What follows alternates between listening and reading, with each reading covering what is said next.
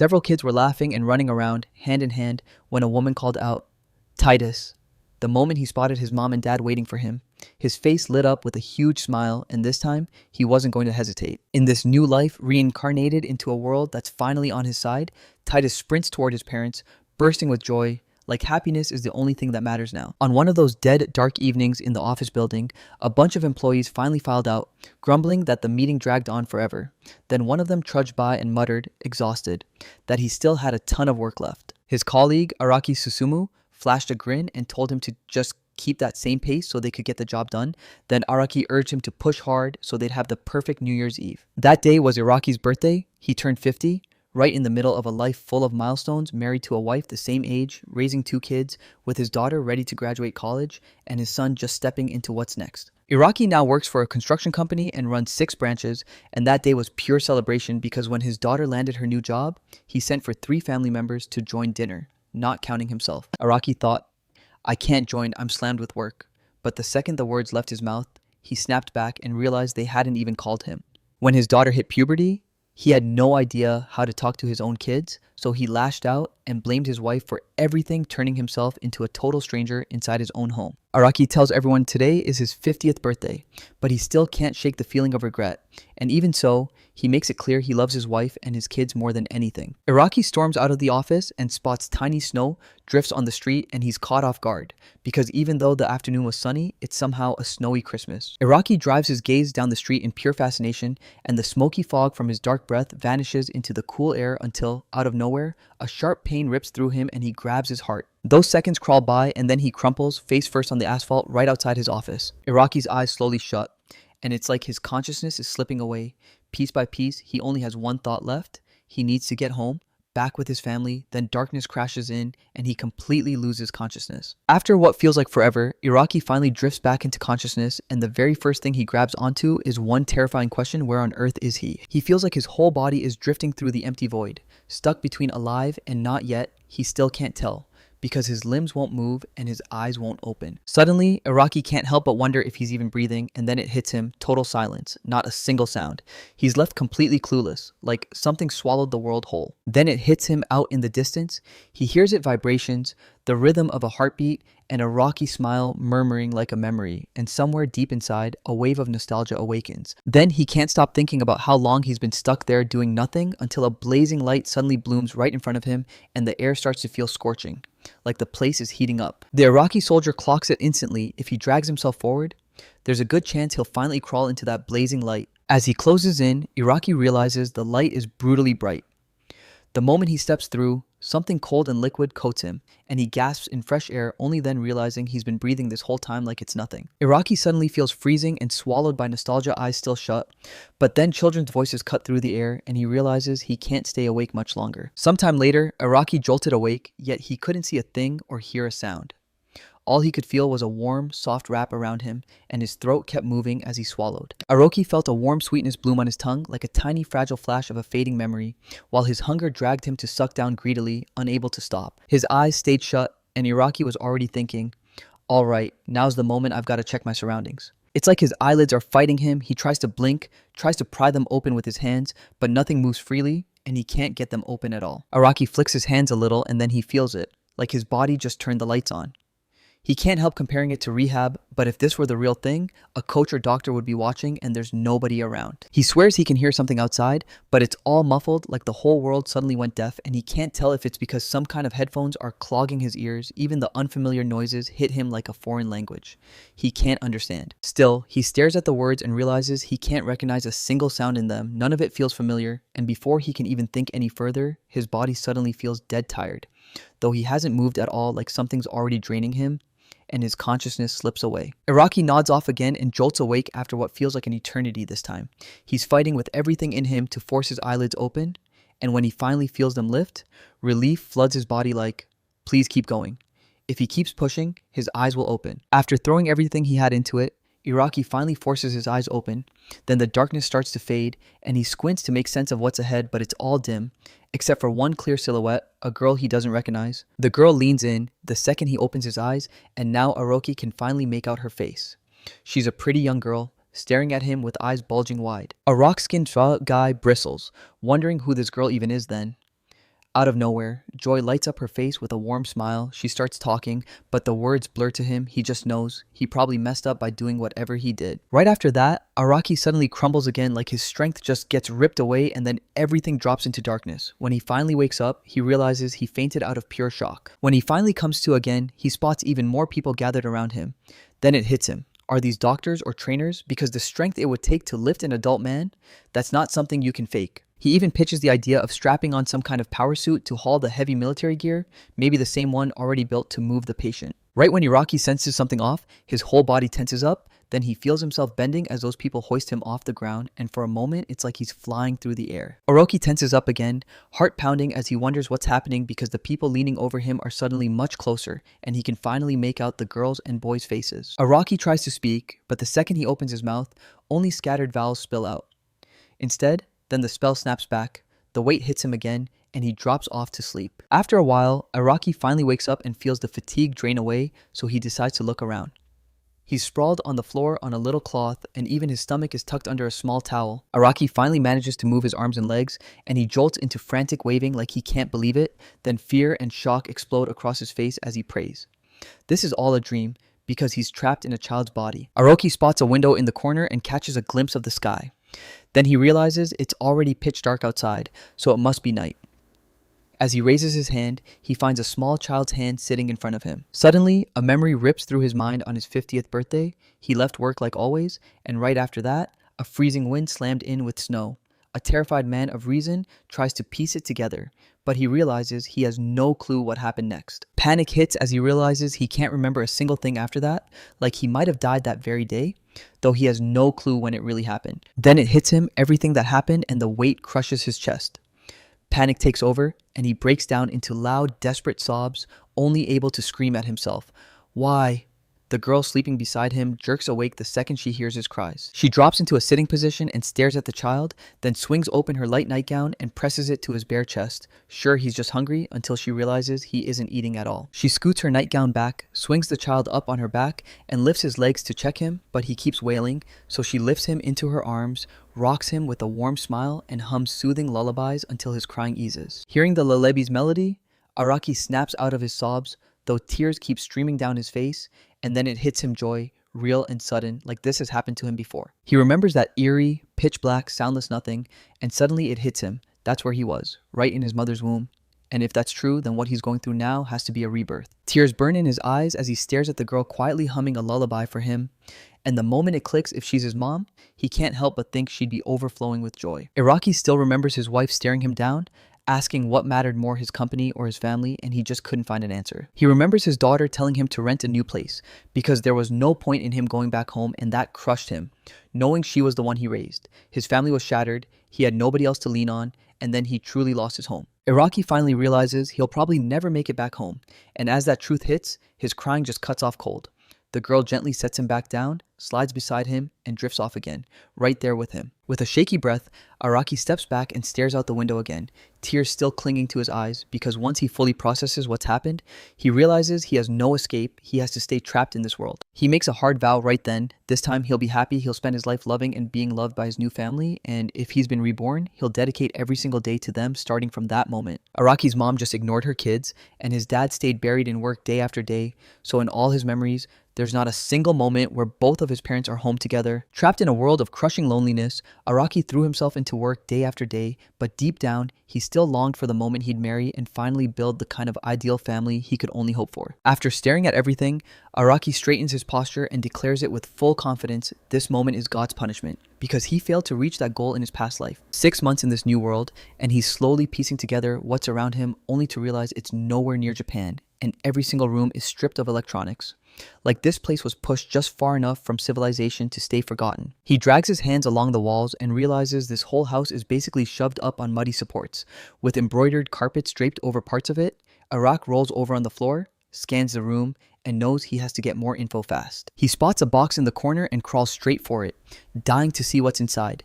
Then he realizes it's basically worthless. Still, Araki pushes through, pops it open, and peers in. The box is packed with nothing but bright rags and tangled threads, until whoa, he spots something. Araki catches a girl he recognizes, peering from the doorway like she's been waiting just to stare at him, refusing to look away. She locks eyes on him and frowns, and Araki freezes, not knowing what to do because he's been moving way too much, and she clearly suspects something's off. Then he forces a huge grin at the girl. The girl walks off, and Araki exhales in pure relief. He never thought this would actually work then.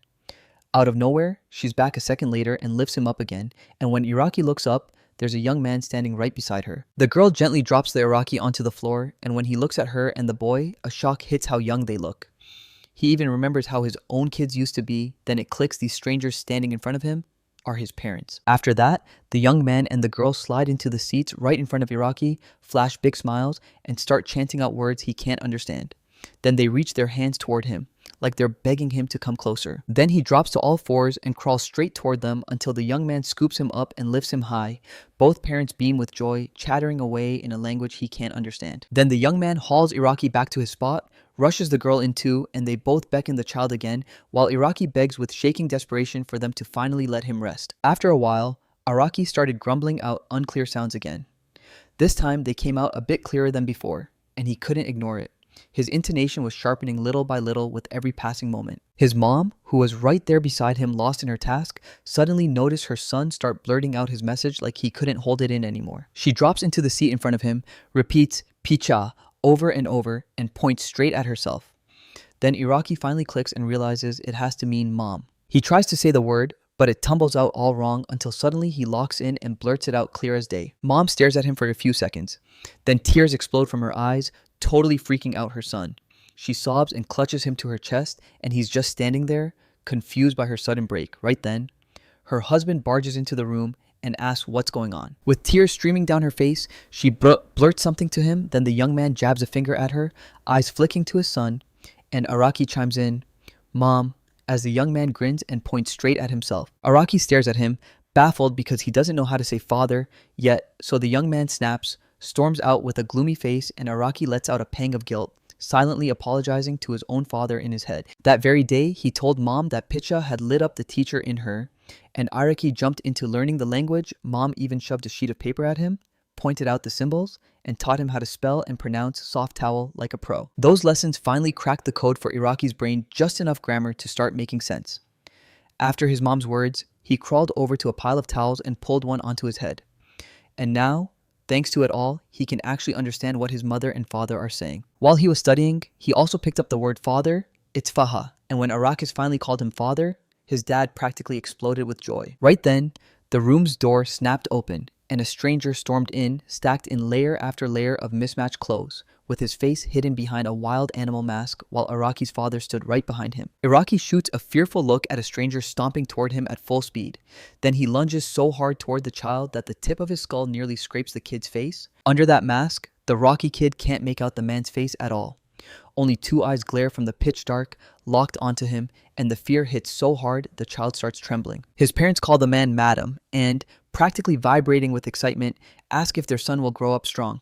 Then Madam grabs the kid by the legs, swings him up to inspect him from every angle, and scares him half to death. Madame lets him go and tells the kid's parents that even without swirling stars, life can still be tied together. Then Iraqi immediately scrambles up to his parents' feet, panicked and shaking. Madame crouches down and gently strokes the kid's head, whispering that his new destiny is sanctification through mercy. Then she stands up and walks away, smiling as she says she can't wait for what's coming next. She scoops her son into her arms like it's fate, whispering, "We were ready for this, and somehow you made it." Then she squeezes him tight with a bright grin and promises, "We'll do it again." The father shrugs it off. No matter what kind of kid he ends up with, they'll still look after him. Then he wraps his wife and child in a gentle hug and murmurs that Megillah favors them. After they finished eating, Mom grinned and promised they'd celebrate all year, because their son was born. Then she leaned in and called him Dili, wiping Iraqi's mouth with a napkin left over, while Iraqi tried to figure out what that meant. She plops her son down and promises him a feast tonight. Then Iraqi glances at his parents and realizes something's different today. They're dressed sharper than ever, with fresh patterns on their clothes and jewelry glittering like they planned a special night. Then the mom scoops her son and tucks him into the cloth wrapped tight to her body, and she tells him, "It's time we're leaving." Iraqi can't stop wondering where they're about to go. The moment his parents drag him out of the house, he stares at the street like it's a brand new world. His home looks like a plain two-story place from the outside, with a low fence and little flowers blooming in the courtyard.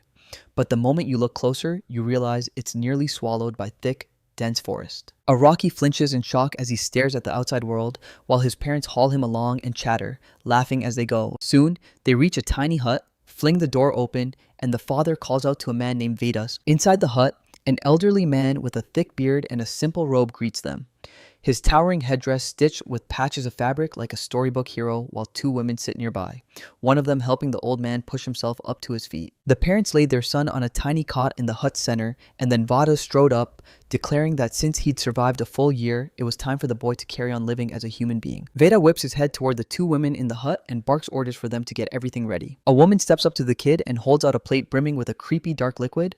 Then she dips her fingers in and smears it across the child's face, making the kid bolt back in pure terror. Those hooked women beam at him, and suddenly the Iraqi guy freaks out. He's convinced he's been smeared with paint and the stench is pure fishy rot.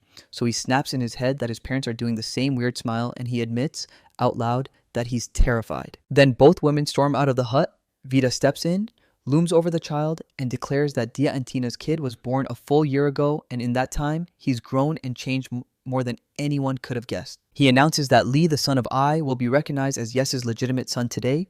Then Vedas locks eyes on the parents and demands the child's name. The father grins with total confidence and says, Titus. And right after that, Vedas declares, no, his name is Lee Titus now. He whips around to the kid and declares, today, Lee is Titus, the son of Yes, and he gets to breathe on this earth. Then Vedas snatches up a mirror and orders him to stare, take this moment in, and burn it into his memory forever. He strides up to the kid, holding a mirror right in front of him. Titus leans in, staring in total fascination, and spots it immediately. Those 3 stripes on his face, 2 on his cheeks and 1 on his forehead, are smeared with that mysterious liquid. He frowns when it hits him. This is the first time he's ever seen his own face. Staring at himself, he checks every detail, compares his look to his parents, and realizes he's outwardly way more like his mother than he expected. Titus wipes the paint on his face and snaps to the truth. It's blood, which instantly explains that awful smell. Then the men chant like prayers, and finally they shove a thick, milky drink into his mouth. When the first year celebration finally fizzled out, Titus and his parents marched out of the hut. His father leaned in and told him that Vi means Megillah, along with every other god. Mom leans in and tells him, Yes means those people. And the moment those words land, Titus becomes officially theirs, no questions asked.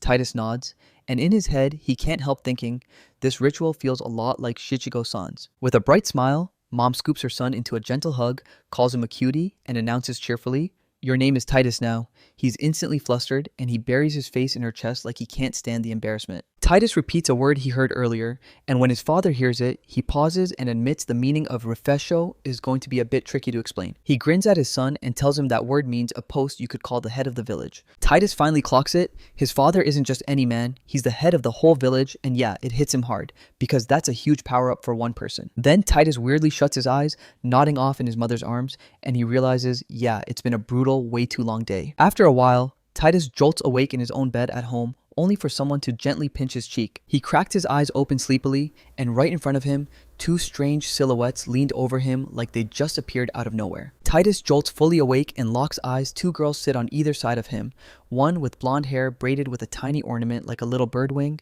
the other with dark hair tucked under a headscarf. Months have flown since that ritual where they crowned him as the son of man, and now summer's finally here, yet Titus can't catch a breath, because those little monsters he nicknamed after the 2 girls are hunting him nonstop. Little girls stuck to his heels everywhere, shouting Tidush, like it was his name, trying to say it, failing miserably, and still going for it. Titus and the girls were stuck in a crowded room full of kids laughing and playing.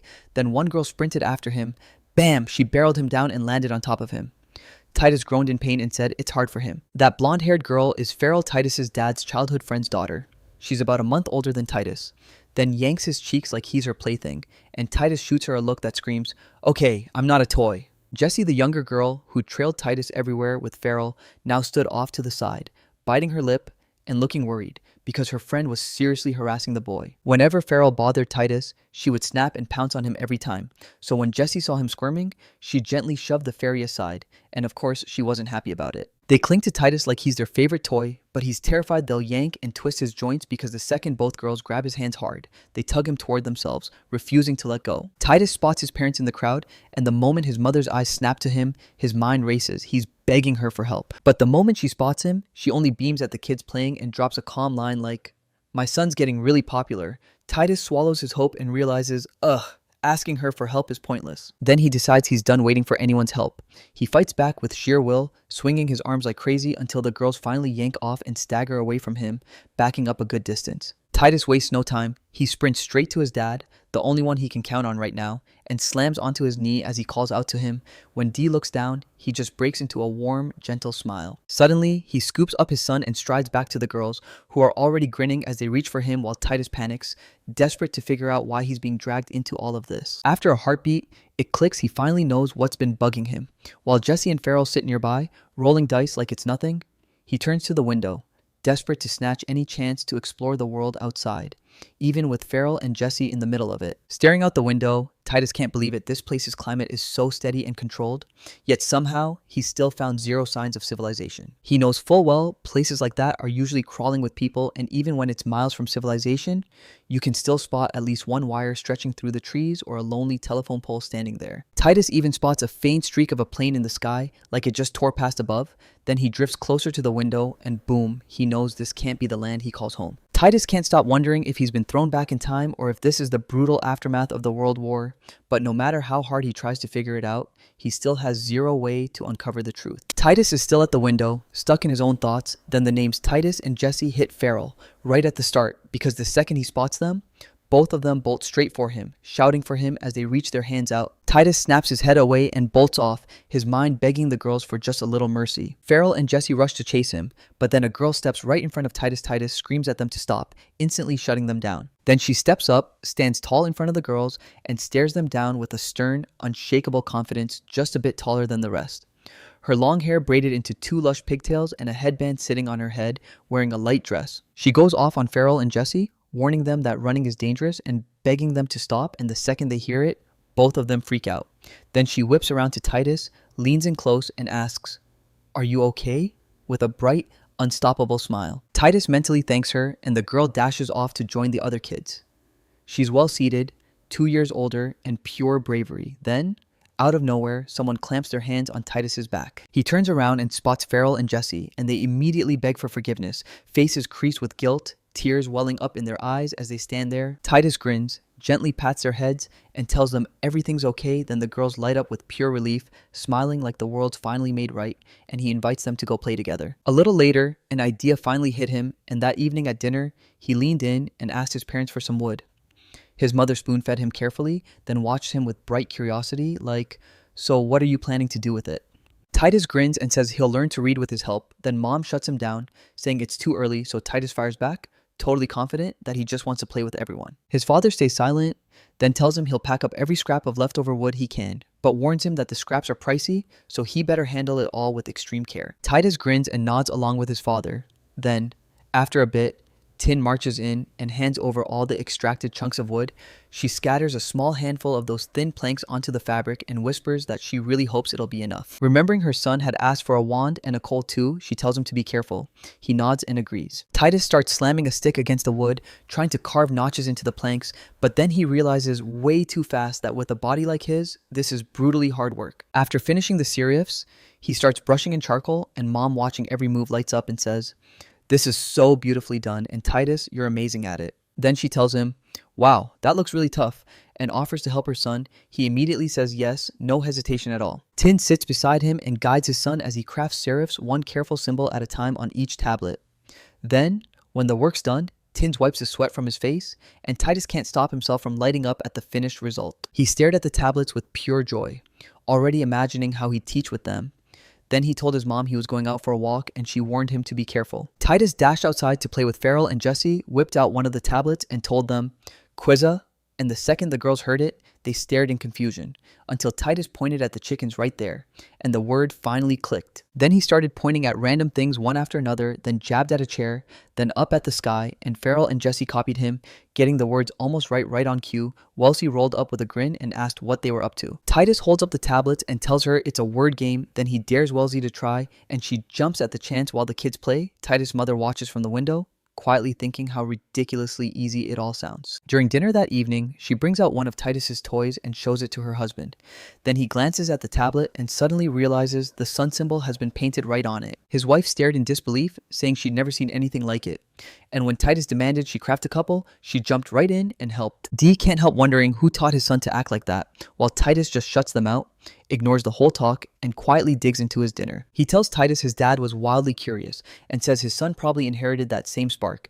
Then his wife leans in and asks, "Do you remember what you did when you were only one?" Then, like it's the only answer he can give, he says he remembers mostly crying and probably playing mom and dad stare straight at him. And under that intense pressure, Titus starts to sweat with nerves. Then his father slams the question, where did he learn those symbols? Titus shoots back that he picked them up in his dad's room. His mother presses even harder, asking if he's seen anything like this from someone else. Titus says, "No, Mom, you taught me, I just wanted to make it simpler." Yo. Titus grins and says it's because Mom's incredible, even if the other kids haven't figured that out yet. Then right after he finishes, his parents beam and his mom wastes no time, scooping him up in a joyful hug. She swears she was worried about his early development, but honestly, it sounds like she just panicked for nothing yet. If he's smart, then none of it matters, and all she can do now is pray he grows into a bright future. And on top of all that, he says kids started treating new signs and words like their favorite game, because it pushed them to talk with their parents even more. He pats his son on the head and basically says, "All of this is because of me, and honestly, it's wonderful." Then he leans in and goes, "Now, I want to give you a gift. What do you want?" Titus ponders it for a second and realizes that more reading can raise education, but it won't be enough. Not by itself then. Like it hits him mid-thought, he suddenly blurts that he wants water. He tells his parents he wants to go somewhere packed with water because this place feels suffocatingly hot, and his parents shoot each other confused looks. And then the dad points them to the river and warns, "Don't get too far." My wife fires back that the other mothers should tag along too, because once they're there, they can scoop up river stones and sneak in some fishing without it turning into a problem. Titus never saw it coming. This whole life thing suddenly felt way too heavy. His dad tells him bathing is for older kids, while his mom grins and insists he's smarter than his years. Titus's nerves crash when he realizes his parents completely misread him because he never wants to head to the water just to bathe with Wellesley and the others. Later, the whole family collapsed into bed together. Titus gently stroked his sleeping mother, and the memory of what happened at the table hit him hard, like he'd just made his parents worry all over again. He believes that if education rises, they'll be able to shut down fraud then. Once he's grown, he'll team up with the kids he grew up with, and he'll master the language so he can become a real, respected leader of the village. Even knowing he doesn't need to rush, he can't just sit there and do nothing, so he steels himself, thinks through it, and pushes ahead down by the river. He aims to spot marine goods and the tools they use, up close with the right equipment. Plenty of women march through the forest with their kids, singing, "The all-merciful wind is coming." Even as the storm loomed and those bright feelings got scattered, some of them still hauled fishing rods along. After a while, they finally made it to their destination. Tin, still cradling her son in a handkerchief, tells him they've reached the river, and when Titus looks forward, his eyes and mouth pop open in pure shock. As Tins reaches the riverbank, he drops down so his son can climb down too, only this river blows his mind. Bigger than anything he pictured, stretching so wide he can't even spot the far edge, and it makes him wonder if he's standing in front of a river or something worse, like a sea. Right on the edge of the distance, two massive mountains loomed on the horizon, and Titus strained his eyes. He couldn't even make out the far shores. All he could see were a few fishing boats, and even then, just the tips of their masts. Because of this, Titus finally realizes he isn't on some fake dimension. This place still behaves like a planet, since things vanish past the horizon, and it doesn't help that he can't tell if it's the Earth he grew up on. Then out of nowhere, someone calls his name. Titus has zero time to process it. Tin, right behind him, whips off his light blouse in one smooth move, and Titus instantly erupts into sheer embarrassment, throwing his hands to cover himself, shocked that it all hits so fast. But then, Titus glances at the other moms and kids trailing behind, and boom, he realizes their mothers are doing the same thing, helping them get ready for the bath, while the children even start lifting their own dress hems. And the moment they do, the whole group turns even more mortified. Titus' cheeks burn a deep blush as he stares while women yank their dress hems up high and snap them onto their belts fast so they can work in comfort. After that, every adult jumps into action. Someone sets out little logs for them to sit on, while another person sparks a fire, feeding it with the brushwood they've gathered. Even though Titus is trapped in a kid's body, his mind is still a full-grown man's, so when he spots all the mothers around teen girls, he's completely clueless where to look. And his mother leans in, asking, "Why are you blushing so hard, sweetheart?" She asks if he's embarrassed since everyone's in bathing suits, and then she laughs about his earlier growing up moment, so he just turns away in pure shame, because he knows it's only happening because the other kid's mom started it. Titus shuts his eyes and shakes his head, locking in the reason he came today, to check out every kind of fish product and gear. Then boom, someone grabs his hands. In front of him stand Farrell and Jesse in matching two-piece swimsuits, grinning like they've got a secret. Then they yank him along to play and he can only think, okay, at least they're in a good mood. Farrell and Jesse stumble each other straight into the water, backing toward the shore where it's only waist deep, and in that crystal clear splash, she drifts into view. Titus spots her first, points, and right then, Farrell and Jesse finally clock her too. Farrell plunges her hands into the water and whips her arms around, desperate to snag a fish, but nothing bites. Titus leans in, stunned by how clear the water really is, and he can't even catch a single bad smell, so he decides to jump in, and the next second he ducks under and goes headfirst, splashing down hard as Jesse and Farrell stare in shock. Titus finally sinks to a shallow bottom, opens his eyes, and right in front of him a stunning river stretches out, tiny fish darting everywhere, little algae clumped in bunches between the stones, and clean water letting light spill through like liquid gold. Titus sinks to the river's shallow floor, still holding his breath from before, staring at a whole swarm of fish and confirming with a sharp eye that no nasty leeches or other threats are lurking in the water. Titus finally bursts out of the water, gasping with his mouth wide for fresh air. Then, right on the heels of that breath, he hears his mom calling his name in a voice dripping with pure anger. Farrell and Jesse got yanked back by their mothers as the girls fought to rush into the water with their friend. And then Timleen leaned over to her son and snapped that she'd been worried about him. She snatches him out of the water and drags him up with worried urgency, telling him it's way too early for swimming, begging him not to dunk his head again. Then Titus, full of guilt, drops his eyes and apologizes to his mother. Mom beams at him with a warm, gentle smile, slips her son back into the water, and praises him for his good manners like he can grasp it all. Then she reminds him, it's still early, so there's no need to rush. Suddenly, one of the kids sneezes just a little, then the whole shoreline goes deathly quiet. After that, one of the mothers snaps everyone into action, herding all the children around the glowing campfire so they can warm up fast and dodge a cold. Then the kids shuffled back on a log by the campfire, wrapped up in warm towels, while one of the moms handed each of them mugs of steaming water. Titus raised the mug to his lips and took a small sip, figuring it was boiled water. Then he caught a citrus scent and a salty bite that told him, yeah, this wasn't ordinary. Farrell and Jesse wrinkle their faces, spit out their drinks, and snap that it's way too sour, while Titus sips with pure delight, convinced it's probably way too soon for kids to be tasting citrus. Watching their friend down his drink with a huge grin, the girls lean in and demand, in true shock, if he's actually drinking it and if the taste is even normal, because Titus can't figure out what they're talking about. And while Titus was clearly enjoying every sip, they swapped in an even tastier drink for him. Then Titus straightened his mug because he totally clocked that the exact same thing had just been poured. Even with pressure bearing down on him, he still decides to let the girls try his drink. He grabs his mug, pours it out in front of them, and makes them see it for themselves. Then he watches, satisfied, as they dig in and drink with pure pleasure. Then, a beat later, they spat the drink back out with the same grim disgust. Yep. Still too sour, just like Titus warned them, only this time they refuse to listen. Tin strides up to the kids and tells them they snagged a few fish. Then she urges everyone to take a quick rest because soon they've got to start packing up and head back home before darkness falls. By the time night hits, the whole family is already tucked in. Parents passed out, and Titus, as always, can't stop replaying today in his head because even on the walk to the river, he somehow learned even more. He dug in expecting a sewer, but there wasn't one still. He spotted a building sitting above ground, so he guessed it had to be one of those normal toilets with a hole. He also spotted that the fields sit down low in the lowlands, stretched by wide channels, and the whole land gets worked by hand, not with any flying beasts like horses or cows. But here's the big shock: when Titus finally saw the river, it was way bigger than he'd ever guessed, and that meant he had to start earning more money, not just for the village budget's day-to-day grind. Titus starts plotting how to store the fish longer and even daydreams about smoking them.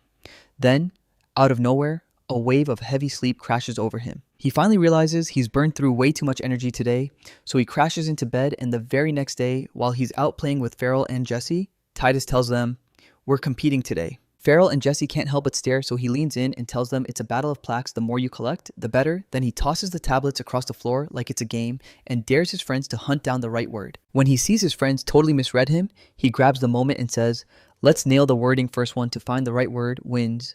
Then he pushes them to say their guesses. Farrell pauses, thinks it over, and blurts out, "Sheep."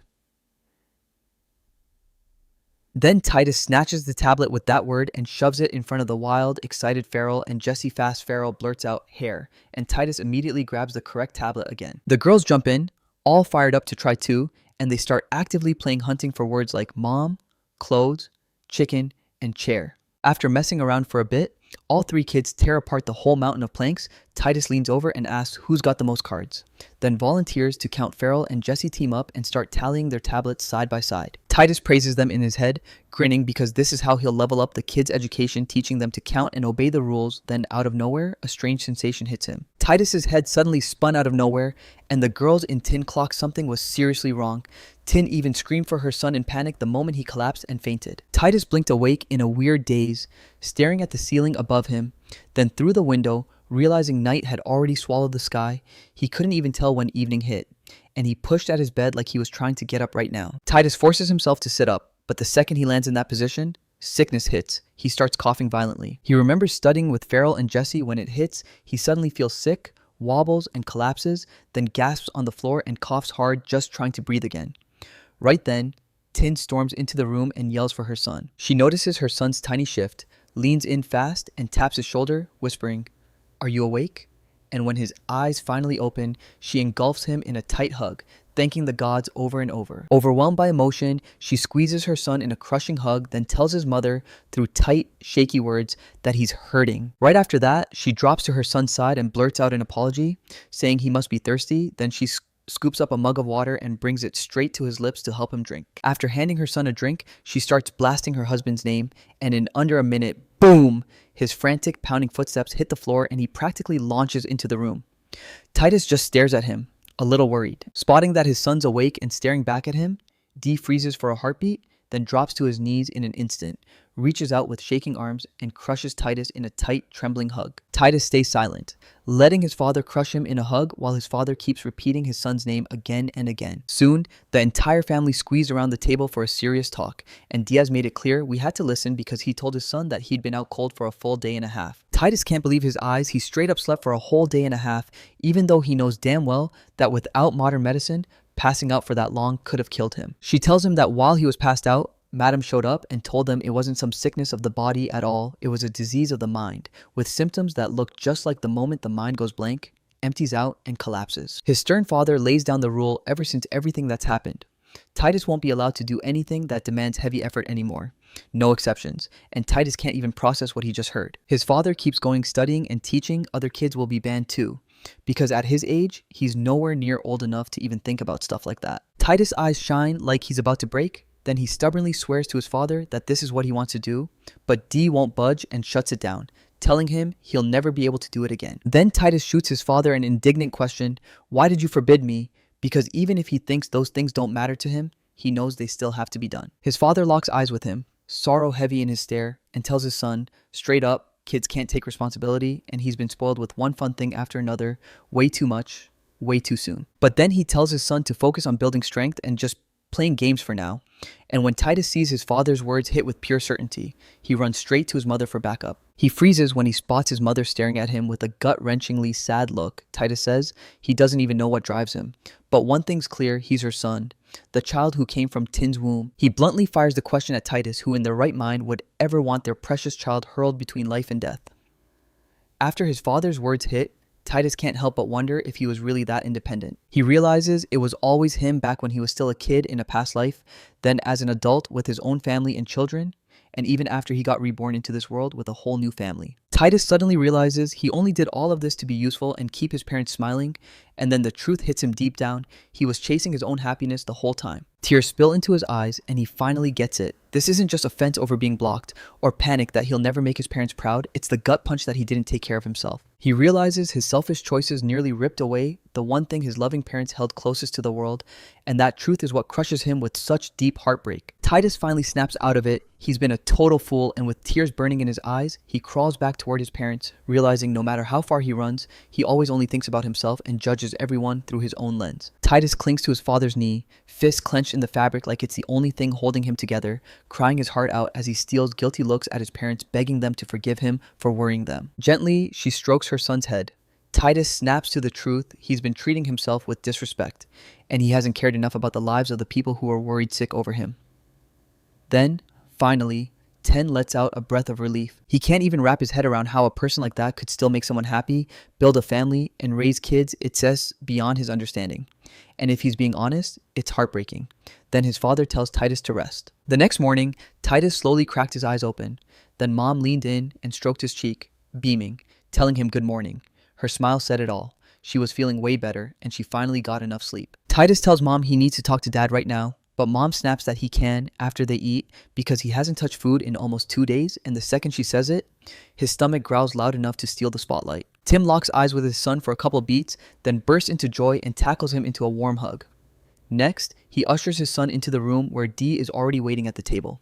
Tate tries to speak up to his father, but the words die in his throat. He bites them back and stays silent. Tin scoots his son into his seat and tells him how relieved he is that he's okay, then orders, "All right, breakfast time," and starts serving him food while Titus digs in and starts eating like he's starving. As soon as he's done eating, he snaps his eyes to his father and speaks up. Dead serious, he wants to say something important, something he needs him to know. Then he catches himself and corrects it. It's not just a talk, it's a report he has to deliver. His father tells his son, "Tell me what you've got to say." And Titus immediately freezes because how do you explain reincarnation to them? He starts working out the clearest way to put it all into words. He knows they have no clue about Titus's real identity, and he's going to choke on that guilt until the day he dies, bearing it for the rest of his life. He gets it. Full and clear, this isn't some noble self-sacrifice. It's the karma that finally caught up to him. The same curse Araki Suzuki and Titus lived through, because without even knowing it, the moment he was born, he stole someone else's life and took their place. With everything swirling in his head, he finally blurts out to his parents that someone's been whispering in his mind all this time, telling him all kinds of things. His parents stare back, completely lost, and Tin fires the question at his son. What did the voice say? Titus says the voice coached him step by step how to lock those symbols in his mind, how to memorize the words, and how to make it stick even faster. He figures if he calls it by someone else's name, it'll get way too messy to explain, so he switches to divine voice instead. Then his dad hits him with the question, "Since when have you been hearing it?" Titus snaps back that he's heard this voice non-stop.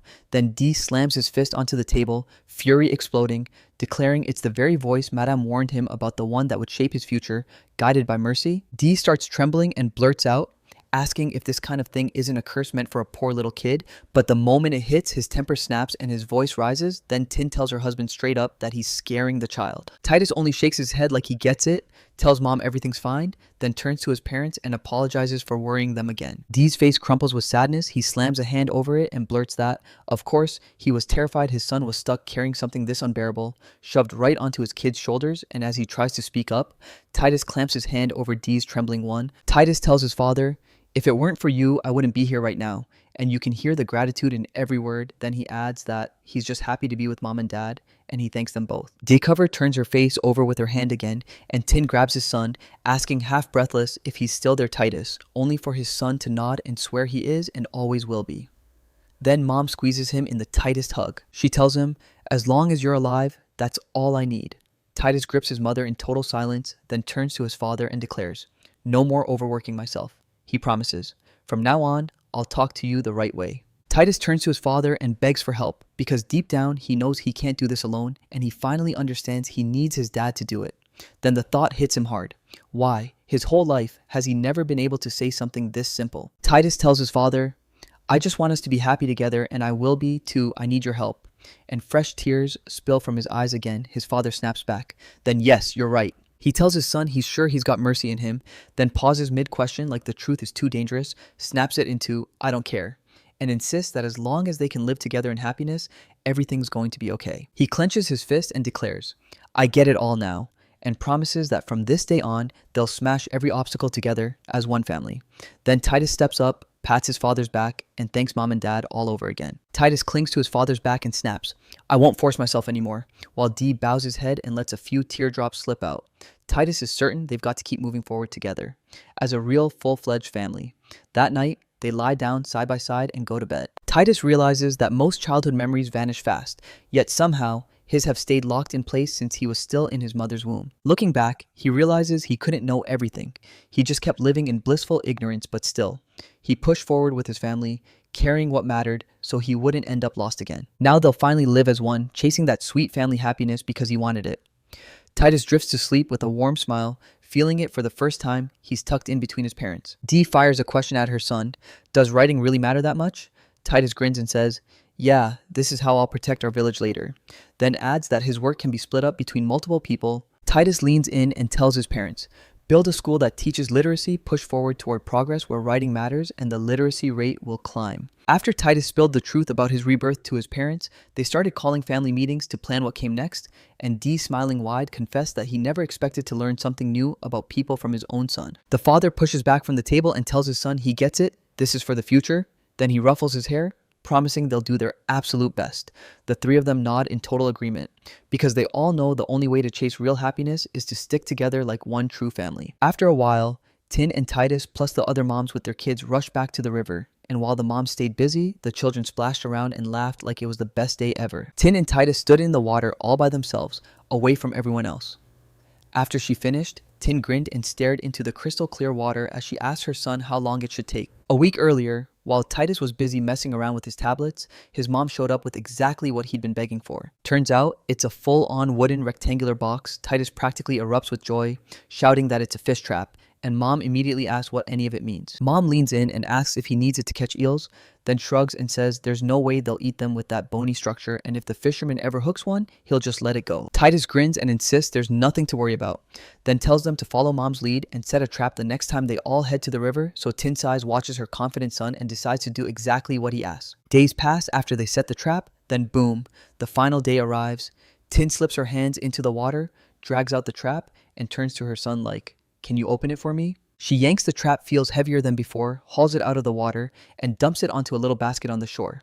Then she asks Titus again if she can open it, and he finally says she can. Then the trap explodes open, and a whole swarm of squirming eels spills into the basket, mixed in with a few tiny crustaceans. Titus grins at the huge catch, practically glowing with joy, but Tin is smiling too, only hers feels like a mask over sudden freezing fear, so Titus blurts to his mother, "Is everything okay?" Tin and Titus hauled the eels they caught straight home, and Tin gripped the moment tight, insisting there'd be zero trouble as long as there was only one eel, until he realized, yup, there were a whole lot of them. Titus stares at his mother, thinking how incredible it must have been for most people to witness all this, while Tin Warelli leans over a basket of eels in front of them and blurts out that they look like tentacle monsters, and Titus nods right along. Then he grabs the eel's head with a napkin and declares he's going to cook it, while Titus, perched in her father's arms, begs him to begin and warns her not to touch her mouth or rub her eyes as the eel cooks. Tin jabs the knife right beside the eel's head, then the writhing stops dead, so she slides her hand along its narrow, slick body, pinning it steady with the other. Tin locks in, and her husband and son stare as she slices the eel's body open, then drags her knife along the meat fibers to strip away every last thin bone. She beams at her work and calls it adorable, then tries to wipe her face, but her hands won't cooperate, so Titus runs to her father. Dee steps up to his wife and, with a tender touch, dabs the sweat off her brow with a napkin. They exchange awkward little grins, and then Titus tells his parents, "We've got 2 more eels to handle." Tin's work wraps up, and she beams at what they've done, while Titus can't help but call her amazing. Tin says it all turned out fine, and Dee insists that when the village first popped up, they just dug into the usual meals, but now everything's shifting, right before their eyes. Just as the parents gawk at the raw eel, the son suddenly cuts in, "No more waiting. You just need to cook them now. You're almost done, so keep going." As they cook the eels, that mouth-watering smell suddenly pours out the kitchen window and races through the whole area. Once the heads and bones are salted, you simmer them down and cook barley into a thick porridge, then skewer the meat and liver and slowly fry them, no salt allowed. Then you yank the skewer out, test the meat by poking it with a stick to see if it's ready, and the whole family stares at the dishes in pure awe. Then they lock eyes, silently agree, and dig in. Dai and Tin take one bite and instantly gasp. This thing is insanely tasty. Titus digs in too, loving that crunchy crust and the tender, soft meat. Dee says this meal hits way different than anything they usually get. It's got a flavor and an aroma that stand out instantly, and Tin blurts that she really wishes she'd eaten something like this way earlier. After Dee takes a bite of the liver, he fires back that the eel's guts are just as delicious. Then Tin chimes in that it's basically fish anyway, because they'll even chow down on the insides. After dinner, Tin grins at her husband and says, "We'd have missed out big time if we hadn't tried this dish." Dee shrugs, insisting, "None of us could have known back then we were sure that eel was tasteless." Just as they're talking, bam bam, someone knocks on the door. Tin swung the door open and froze. Neighbors stood there, a little embarrassed, apologizing for the intrusion, but then admitting the truth. They'd followed the mouth-watering smell straight to his place. That mouth-watering scent of cooked eel is what made it blow up in popularity. And Titus's family even lent out eel traps to the other villagers. They even slapped on a tiny tax for every catch, except the ones the fishermen claimed. Then, at the next family council, Dee looked shocked as he admitted he never could have imagined that, after all that, they'd end up drowning in extra food. Once Tin and Titus finally proved the eel trap worked, the whole village got their hands on it, and the moment people started chowing down on eels, their livestock numbers shot up fast. Renting eel traps turned into pure profit, swelling the money they could handle next. Then they asked, "So what do we do now?" After that, Dean steps outside with his family, where the head of the household crouches over a tiny fire and right over it sits a box with a door. After he gets the fire going and smoke starts rolling out, Dee yanks open the drawer and hangs a bunch of butchered eel carcasses up for pay. He stares at the box like it holds a secret, then asks if this is what Titus meant, and the son grins, saying, "Yup, dried food, smoked and cooked." Dee insists it's a real deal. Fishing has blown up in their village, and if they dry the leftovers, it keeps their food from spoiling and lets them sell those rare river fish to roaming nomads. Tin beams and says, "This is why the nomads will finally trade with us." Then she squeezes her son in a tight hug, whispering that this is exactly what Titus expected, that he'd managed to build something this incredible. Titus is smiling too, but he can't shake the thought of how tough this all was. Then the carpenters stare at it, stunned. After a bit, it's time to check the blackheads. Dee cracks open the drawer and bam, 4 dried eels stare back. Tin grins and says they look insanely tasty, then pitches the family a quick lunch on the spot. After a tiny taste, Dee snaps her eyes open in shock while Tin keeps feeding Titus, insisting that this dry food somehow packs such rich color, and Titus can't help but get just as amazed that eel can actually be this delicious. She takes one bite, gasps, and declares it ridiculously delicious. Then she tells her family to push this food to the rest of the residents, pitching it like a brand new commercial product. After the whole village tasted the eel and they tweaked the flavor just right, Titus's parents slammed open shop and started selling their famous dish. Then, one day, Dee got word that the nomads were closing in on the village. Soon, a whole bunch of nomads roll into the village, ready to snatch up everything they need. One of the nomads took a bite of the dried eel, and the second the flavor hit, he blurted out how unbelievably delicious it was. His delight was plain as day. Dee grins and tells the nomad the dried eel won't spoil for ages and that it's pricey too, but before Dee can even finish naming the cost, the nomad slams a massive bag of money on the table, and Dee's words die in his mouth. The nomad walks right up to the village head, grinning and saying, "Sure, that eel cost a fortune, but I'm buying as much as I can," refusing to haggle a single bit to bring the price down. With the trading done, the nomads pack up and march out of the village, waving bright smiles at everyone, and Titus stands shoulder to shoulder with his father, who watches them disappear in quiet silence. Still rattled with shock, he blurts that he'd only come to bargain. Never once did he expect them to grab the goods for that kind of price, and Titus is convinced his father seriously misjudged how far their greed would go. He beams at his father, saying this moment proved they've got a real demand for dried fish here, then tells his son he's absolutely right and pushes them to keep expanding their trade full throttle. Soon enough, the villagers packed up to leave home for a little while, and Titus, snug in his mother's arms, looked at his departing father and wished him good luck. Then, beaming, gave his wife and son a cheerful, definite wave. Dee's village-centric group chased a rumor from the nomads about dried food because every other village was barking orders to haul back as much food as possible. Titus feels small and alone after his father walks out, so sadness hangs in his chest. Tin steps in after the husband leaves. She pulls her son close and whispers that he doesn't need to worry because Dee is strong and he'll come back for sure. She tells her son, "We'll wait for you," then whips around and scoops him up, hauling him toward the house.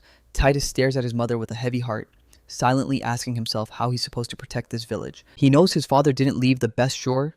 He left some manpower in the village, but the ones who went with him were the most battle-hardened, and that's why the village's warriors shrank. Titus knows this can't keep going if it does. Troublemakers with evil in their hearts will start slipping into the village, and right now, someone unknown is out there in the forest, watching in deadly silence. While the kids were laughing and playing together, Titus sat alone on the porch, miles away from everyone, and with careful, steady hands, he slowly worked 3 thin threads onto a pigtail, tucking the other ends under a stone so they couldn't slip loose or unravel. He was so locked in on what he was doing that he never saw the 2 kids creeping in behind him, step by step. Suddenly, Farrell and Jesse came barreling in and slammed him into hugs, yelling that they'd finally caught him. Then Farrell leaned over Titus and asked what he was doing, and Titus had to bend down because Farrell was right there, making it tough for him to reach. He whips around to the girls and announces he's making guns, then they stare at him in stunned silence for a couple seconds, before a rush of excitement lights up their faces. Titus keeps grinding on the weapon for a while, then finally finishes and wipes the sweat off his face only to reveal a ready-made thing to the girls. 2 chunks of intertwined thread and fabric. They stare and ask, "What is it?" Titus proudly unfurls his invention, convinced he finally nailed the sling, then grins and asks the girls to watch it in action, and they say yes without hesitation. Titus knows a bow exists, sure, but he can't pull everything off in a blink, unlike a sling. Titus scoops a tiny stone off the ground, stuffs it into the cloth, then grabs the sling ropes, seals that stone in a little bag, and whips the whole thing around, spinning faster and faster to build pure momentum. Then he lets go of one end. Boom! The stone shoots out of the fabric and skips forward before thudding onto the ground. Titus grins at his friends, soaking in the admiration blazing in their eyes. Other moms and their kids crowd in too, staring in awe. Then the moms lean forward and practically beg her to explain exactly how she pulled it off. And yeah, even with just a kid's strength, she can turn a sling into a real, full-on weapon. Tin tried to make it clear to everyone this was absolutely not her idea while glaring at her son.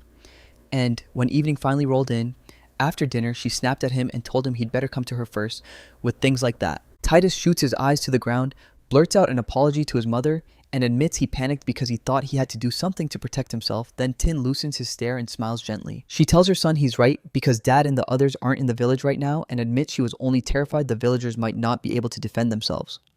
Titus still wears that faint, heavy sadness. Then Tin blurts out that Mom knows how to fight with a sword because she has to be strong, and Titus just grins as he looks at his happy mother. Next day, while Titus was still passed out peacefully, Tin suddenly burst into his room and screamed to wake him up. Titus slowly blinked awake, stared at his mother, and looked completely confused. After he gets dressed and steps into the living room, he suddenly stops dead in shock. He can't make sense of what he's seeing because the guests are already there, waiting to talk to him. When they heard about the sling, the elders who'd long stopped farming showed up to meet them. Tin hustled out tea for the guests, and the whole time, they leaned in as Titus worked the cloak, firing off questions one after another. Titus felt totally lost when the family's leaders pressured him nonstop. But soon, with Titus guiding them, the elders mastered the art of making slings on their own, and after a while, the kids finally showed up at the house too. Several of them clutch raincoats in their hands, while 2 kids swing their slings like crazy hurling stones that barely travel and thud straight onto the ground. Jesse grins and hugs his grandfather, who calmly points out that what Jesse called a weapon still doesn't look simple at all. Then Jesse begs to try it, and next thing you know, he snatches the cloak and swings with every ounce of power he's got. Once the stone rockets out of the sling, it whips through the air at insane speed and smashes straight into the trunk of a tree. Titus gapes in pure terror, and the other elders go, "Alright, let's try it too." 30 minutes later, every shot carved the tree, peeling off strips of bark with each impact. Titus and Prince expected seasoned fighters to crack it fast, and now he's sure that with the right cloak, they can't just dodge the danger, they can seriously injure someone. While the other kids and elders stayed occupied, one elder strode up to Titus and called him the Third. Titus spun around, but the words left him unsure. Was he talking to Titus? The man demands to know why they're making weapons right now, and Titus snaps back that autumn is about to vanish, so the wolves and stray dogs will soon crawl out of hiding. He tells the elder they have to get rid of them together, because if they don't, disaster is coming. Then the elder just smiles and says it'd be great to make even more of these things. Right after that, Jesse grabs Titus by the hand and drags him off to play, while Titus quietly stares at the others, already convinced that if disaster strikes, it'll hit in winter at the absolute worst moment for farmers. After a while, Tin snaps into action and calls the elders together right there with Titus. They take their seats in a tight circle, all facing Tin and Titus like they're about to hear something huge. The village elders are huddled in panic, whispering that strangers have been spotted near the walls, but nobody knows if they're thieves. One elder insists there are about 50 to 60 of them, and they're armed, yet no one has seen a single bow or arrow. Someone swears the village has been climbing higher lately, thanks to killer fishing and strong sails, so that's why everyone pays attention. Then one of the elders drops the real truth. The folks now circling the village are probably just biding their time, waiting for the men to finally leave. The elders' patience snaps. They start raging and even demand, did the village head die foresee this coming? And soon, they're convinced he knew everything, yet still bailed on the village for money. Titus frowns at these brutal accusations aimed at his father, then steadies his voice and makes it clear the village head never knew, because if he had, everything would have crashed like this and he wouldn't have gone in the first place. And with full confidence, Titus declares his father isn't a traitor. An elder snaps with anger and tries to speak to the child, but Tin doesn't stand for nonsense. She says nothing at all, just stares him down so hard that the elder starts to realize he's in over his head. Then he goes quiet. Titus stared at his mother in shock. He'd never seen her this furious. Then one of the elders stepped in and said they needed to settle who would take over the management first. Right when everyone rushes to volunteer, Titus suddenly shoots his hand up and confidently announces he'll do it. 10 and the elders are left totally stunned. Once Titus declared he'd lead them all, the elders started whispering in anxious clusters. Then one of them leaned in and asked, "So what do you think our enemies are really trying to get?" Titus says there's a pretty big chance those enemies are eyeing what the village just got after a successful trade with the nomads. Basically, they want the money. He even drops a wild idea. Maybe they want to learn how to cook eels and dry them, because he's convinced that this skill could bring them insane benefits. The elder snaps back, saying that if the enemy already knows about their village, then they're definitely getting fed hard intel. He figures someone from the village is feeding the enemies every piece of information they need. And the moment he says it, one of the men visibly tenses up. The elder keeps talking no matter what the enemies are after. The village is sitting in a weak spot right now, and they could wipe out every single life here with one strike. He grills Titus about what they can do when the enemies got around 50 armed men, and Titus doesn't sweat it, saying they're going to hit them with a sling. He tells the elders that grown-ups can use it to guard the gates and walls, and even kids can sneak in, ambush the enemy, and strike from behind. Tada says, the whole secret is simple. Everyone can help protect the village without tearing up their own health, so nobody will have to push through the gate, and even one of the elders is smiling. Everyone lit up at those words, and they couldn't stop praising Titus's idea, saying Dee's son was exactly who they expected to impress, and so the elders all agreed to crown him as the interim head. Men egg each other on for war, shouting that the enemy won't dare hit their village till dawn, yet one of the elders just can't relax, staring tense as a drawn bow. He was the only one who stayed planted in the living room, while, right after the meeting, all the other elders stood up and filed out of the house. Titus tells his mother he's got something he can't say out loud, so she bends down to hear him. Then he whispers in her ear, and she goes, "I understand," before quickly slipping out of the room. Titus finds himself alone with that man, then snaps, "Why aren't you gearing up to fight the others?" Panic claws at the man as he scrambles to explain himself, but the words choke in his throat. Then Titus steps in and tells him straight up during this raid, some traitors were leaking secrets about the village. He shoots a look at the man sitting there and demands to know what he knows, but the guy stammers, swearing he knows nothing. Then the moment the words hit the air, he bolts and sprints off like he's terrified. Titus instantly calls out for his mother. Tin suddenly burst in through the doorway, acting like she was worried, saying his face looked deathly pale, then smiled sweetly as she stepped right in front of him, belt swaying, and asked if he'd like to take a minute to relax. Fear slammed into him, and he froze where he stood, realizing he'd walked straight into a trap. Then, a few days later, Titus woke up way too early, only to find someone already sitting beside his bed, staring him down and waiting for him to wake. He snaps his eyes open, and there's Pharaoh's father staring right at him, so he demands, "Where's my mother?" The man answers that Tin's got an engagement now, rushing into the brief to tell the villagers at the gate. He drops down with his back to Titus and promises, "I'll carry you now," then lifts that sleepy kid up onto his back and helps him settle in, right as they pass the living room, where the children are still playing like nothing changed. Farrell and Jesse clocked the ladies in waiting's father strolling by, and they cheered him on. He turned to them, grinning, and said, "It's safe here, so they all should stay right where they are with everyone else." He waves goodbye to his friends and announces he's leaving, and Jesse and Farrell peek from behind the door, wave back too, and beg him to be careful. All across the village, everyone is on edge and hustling. Everybody is gearing up to smash back an enemy attack. Papa Farrell hauls Titus to the right spot, a huge tent planted right in the middle of everything, and tells him the enemy isn't waiting, they're already gearing up for battle. He softly pats Titus's head, smiling back, and promises, "I'm handing it to you." Then he strides off, calling that he's heading back to his post. Titus waves him away with a grin and thanks him for everything. Titus barges into one of the huge tents yelling for his mother, and right then, she's chatting with a few residents, so when her eyes land on him, she rushes over, drops to her knees, and wraps him in a gentle hug. She reminds him she told him to stay home, and once Titus finally loosens Mom's grip, he struts in confidence and declares he's stepping in for Dad so he's not riding in the back anymore. He also tells Mom they're betting everything on a fast fight, so they have to strike first. Tin opens his mouth to fire back, then stops trusting his son enough to let him jump in. Elder barges into the tent and fires off. "You all ready to strike?" Then the residents huddle together, leaning in to hear the village's interim head while Titus stands behind a huge box, demanding everyone's attention. He realizes that no matter how the family head tried to drill it into them, obeying as a kid isn't exactly easy, so they just have to trust him. And that's why Tate hauls himself up onto the box with a bit of struggle, just to be seen better. He scrambles onto the box, and Tin shoots his hand out to his son like he can still fix this, yet he stands there with zero doubt.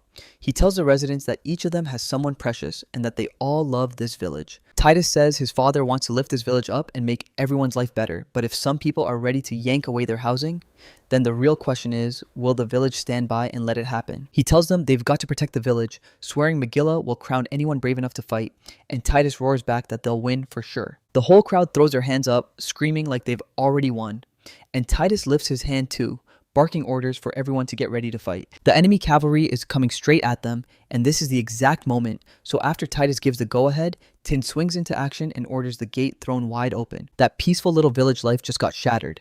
Enemy troops swept in, trapping everyone in a deadly spot, so Tin grabbed the reins, ordered the gate thrown open, and kicked off the fight back. After the village chief's wife gave the order, the gate slowly swung open right before the oncoming horsemen, and seeing that passage into the territory left the unexpected guests both stunned and buzzing with excitement. Seeing the perfect chance to crash into enemy territory, the man charges straight for the gate, while one guy's fears and doubts shout in his ear. The riders refuse to stop and keep pushing forward. The blonde warrior felt relief wash over him because he barely noticed what the villagers were doing, so he figured they were just opening the gates like always, which made the whole scene look like the perfect opening for an attack. Riders came barreling toward the settlement gates, whipping up a roaring cloud of dust dust, while Tin and Titus kept their eyes locked on them and held back, waiting for the perfect moment to strike back at the last second.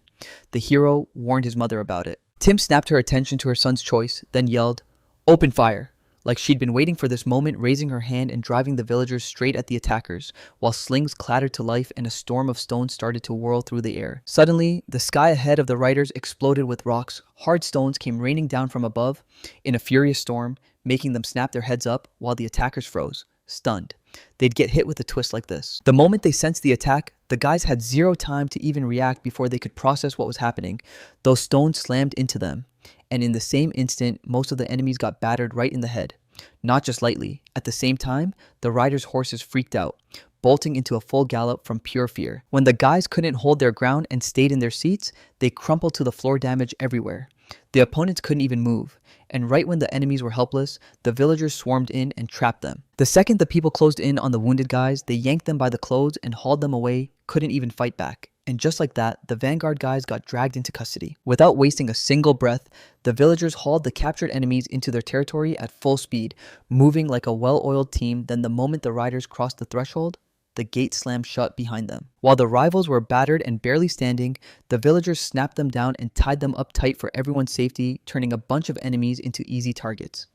Then they herded the horses inside too, where they stood right beside the guys under the shade of a tree. The men who defended the village moved like a storm, and they bound the attackers before they could even scramble. Yet, even as they bragged about how easy it was, sweat dripped down his forehead, and when it was finally over, they were genuinely proud of the job they'd pulled off. Before the cheers could even fade, another man snapped at the people who'd celebrated too soon, warning his tribesmen with a threatening glare that the war had only just started and they better not let their guard down. Right then, the next wave of horse warriors came barreling toward the village gates, and once again, the stampede of riders turned the battlefield into a roaring wall of sand. The enemy's march crushed the village's courage, and you could see despair and fear flash across every face.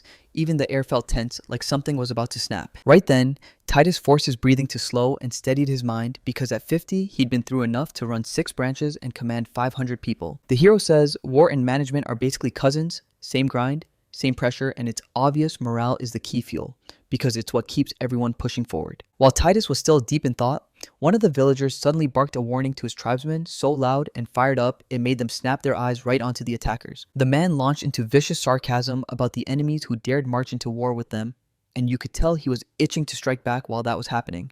Titus felt an overwhelming surge of relief, because finally someone had stepped in who could cool everyone down and reignite their hope. Venton snapped a command and the ready warriors surged forward to strike back.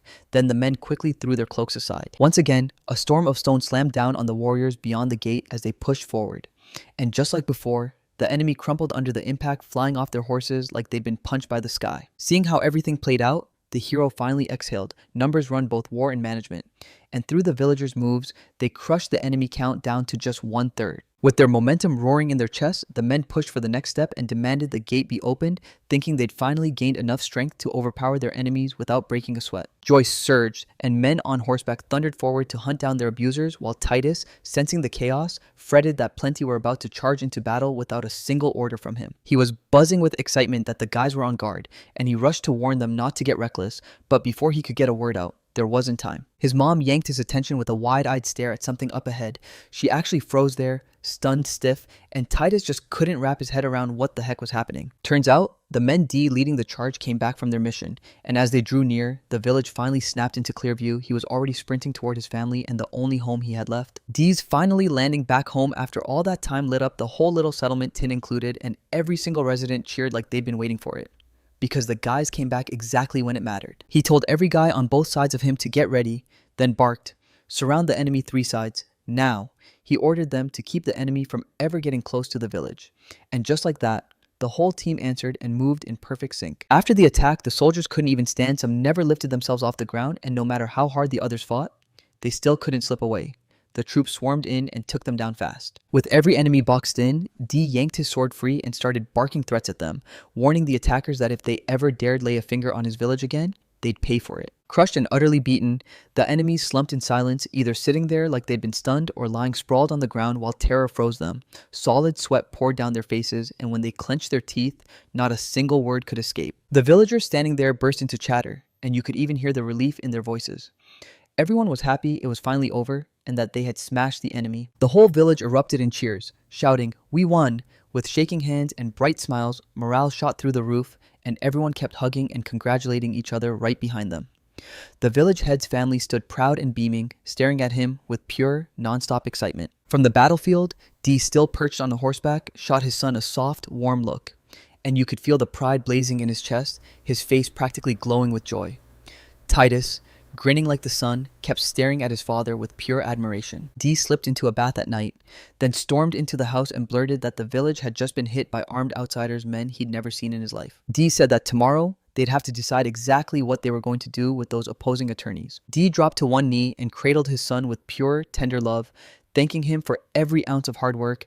Then he turned to the main character and praised him for doing an incredible job. When Titus heard those words of thanks and praise aimed at him, his eyes finally overflowed, tears burst out before he could stop them, and heat rushed through his whole face as embarrassment took over.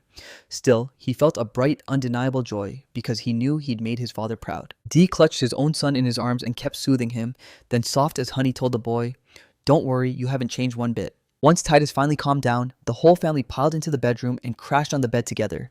His parents pulled him in from both sides, hugging him tight until the exhaustion of that brutal fight finally dragged them all into sleep. The enemy wasn't just random soldiers, it was a nomadic crew, tied to the traitor by bloodlines. And for them, a horse wasn't livestock. It was a lifelong partner and part of their whole world. The cruelest insult they could throw was to rip the saddle off and slice away the horse's mane. Just because those outsiders marched on the village and started a war doesn't mean the whole community begged for executions. The victims have been laying out tons of demands, and since a nomad treats a horse like a second life, they weren't just disrespected, they were hit with dishonor and punishment. Right before the opponents slipped out of the village, Dee roared at them never to come back. Then he slammed into the square and let the nomads loose. In an instant, they bolted off to some distant land, and all that remained was a choking cloud of sand. After he sent his opponents packing, the village just wanted to finally rest, but then he stumbled onto the truth: a traitor tied up in their own kitchen. He got ripped out of his spot as head of the family, and just like that, everything started to turn for the better. One day, Titus was out there, laughing and playing, when he spotted his parents and practically beamed, inviting them to join him, and then he announced he'd go outside to play, but when he looked at his parents, their embarrassed faces left him totally baffled. Suddenly, Farrell and Jesse burst into a sprint after Titus, who'd spotted the main character and wanted to play, and their inspiration hit hard, so the boy turned to them and asked, "So what do you want to play?" But the girls grabbed the object with fearless confidence and declared they wanted to play with the sling. Right as the kids burst into joy, an uncle stormed over and told them that sling was more than a toy. It was a strong weapon. He even said kids should start using it early, right while they're playing, so it feels natural. Then he added that it could come in handy for hunting wolves too. Even though it left him totally baffled, he couldn't dwell on it long. Those happy girls snatched his hand and hauled him into their games, and by the end, the main character was honestly relieved. He'd managed to keep his own happiness safe. It's been months since that fight, and the days slowly chilled until winter slammed into the village cold enough to freeze your bones, but somehow, only the main character's family had a working fireplace. Even if they want to, they can't just slap fireplaces into every other house. There's straight up no money for it, so I'm out here trying to make charcoal. Thanks to Titus's orders, they nailed up a wooden contraption on the street, stacking the logs in just the right sequence to form a circular mound, and planting a tiny wooden stick right in its center. One of the villagers who helped build it leaned in and said the logs were finally set in place. Then he looked at the main character and his mother cradling him and asked, "All right, so what do we do next?" Titus kept pushing the plan first. He told the guys to blanket the log structure with foliage, then to torch the dry grass caught in it, and boom, thick smoke rolled out, warming them up. Once the guys wrapped up the assembly and nailed every instruction Titus gave them, they all asked, "Did we do it right?" And there they stood, the main character and his mother included, circling a campfire as they waited. After they finished their work, the two of them stood by the bushes, watching warm smoke curl out of the flames and thaw the frozen guys right on the spot. Gorange even soaked in that heat. Then the hero warned them, straight up, that a fire was burning beneath the foliage for everyone's safety. During the charcoal making grind, the guys had one job at night: watch the fire like their lives depended on it. When morning finally rolled in, Titus was already buzzing about the result he'd pulled off, so he shoved people into action, telling them to dig under the foliage and uncover what he'd hidden there. And at the same time, the crew struck the soil with an agricultural tool and started digging. With a wooden hose in hand, the guys inched forward, methodically sweeping the area as the tightest tension and tin watch tracked every second wave after wave.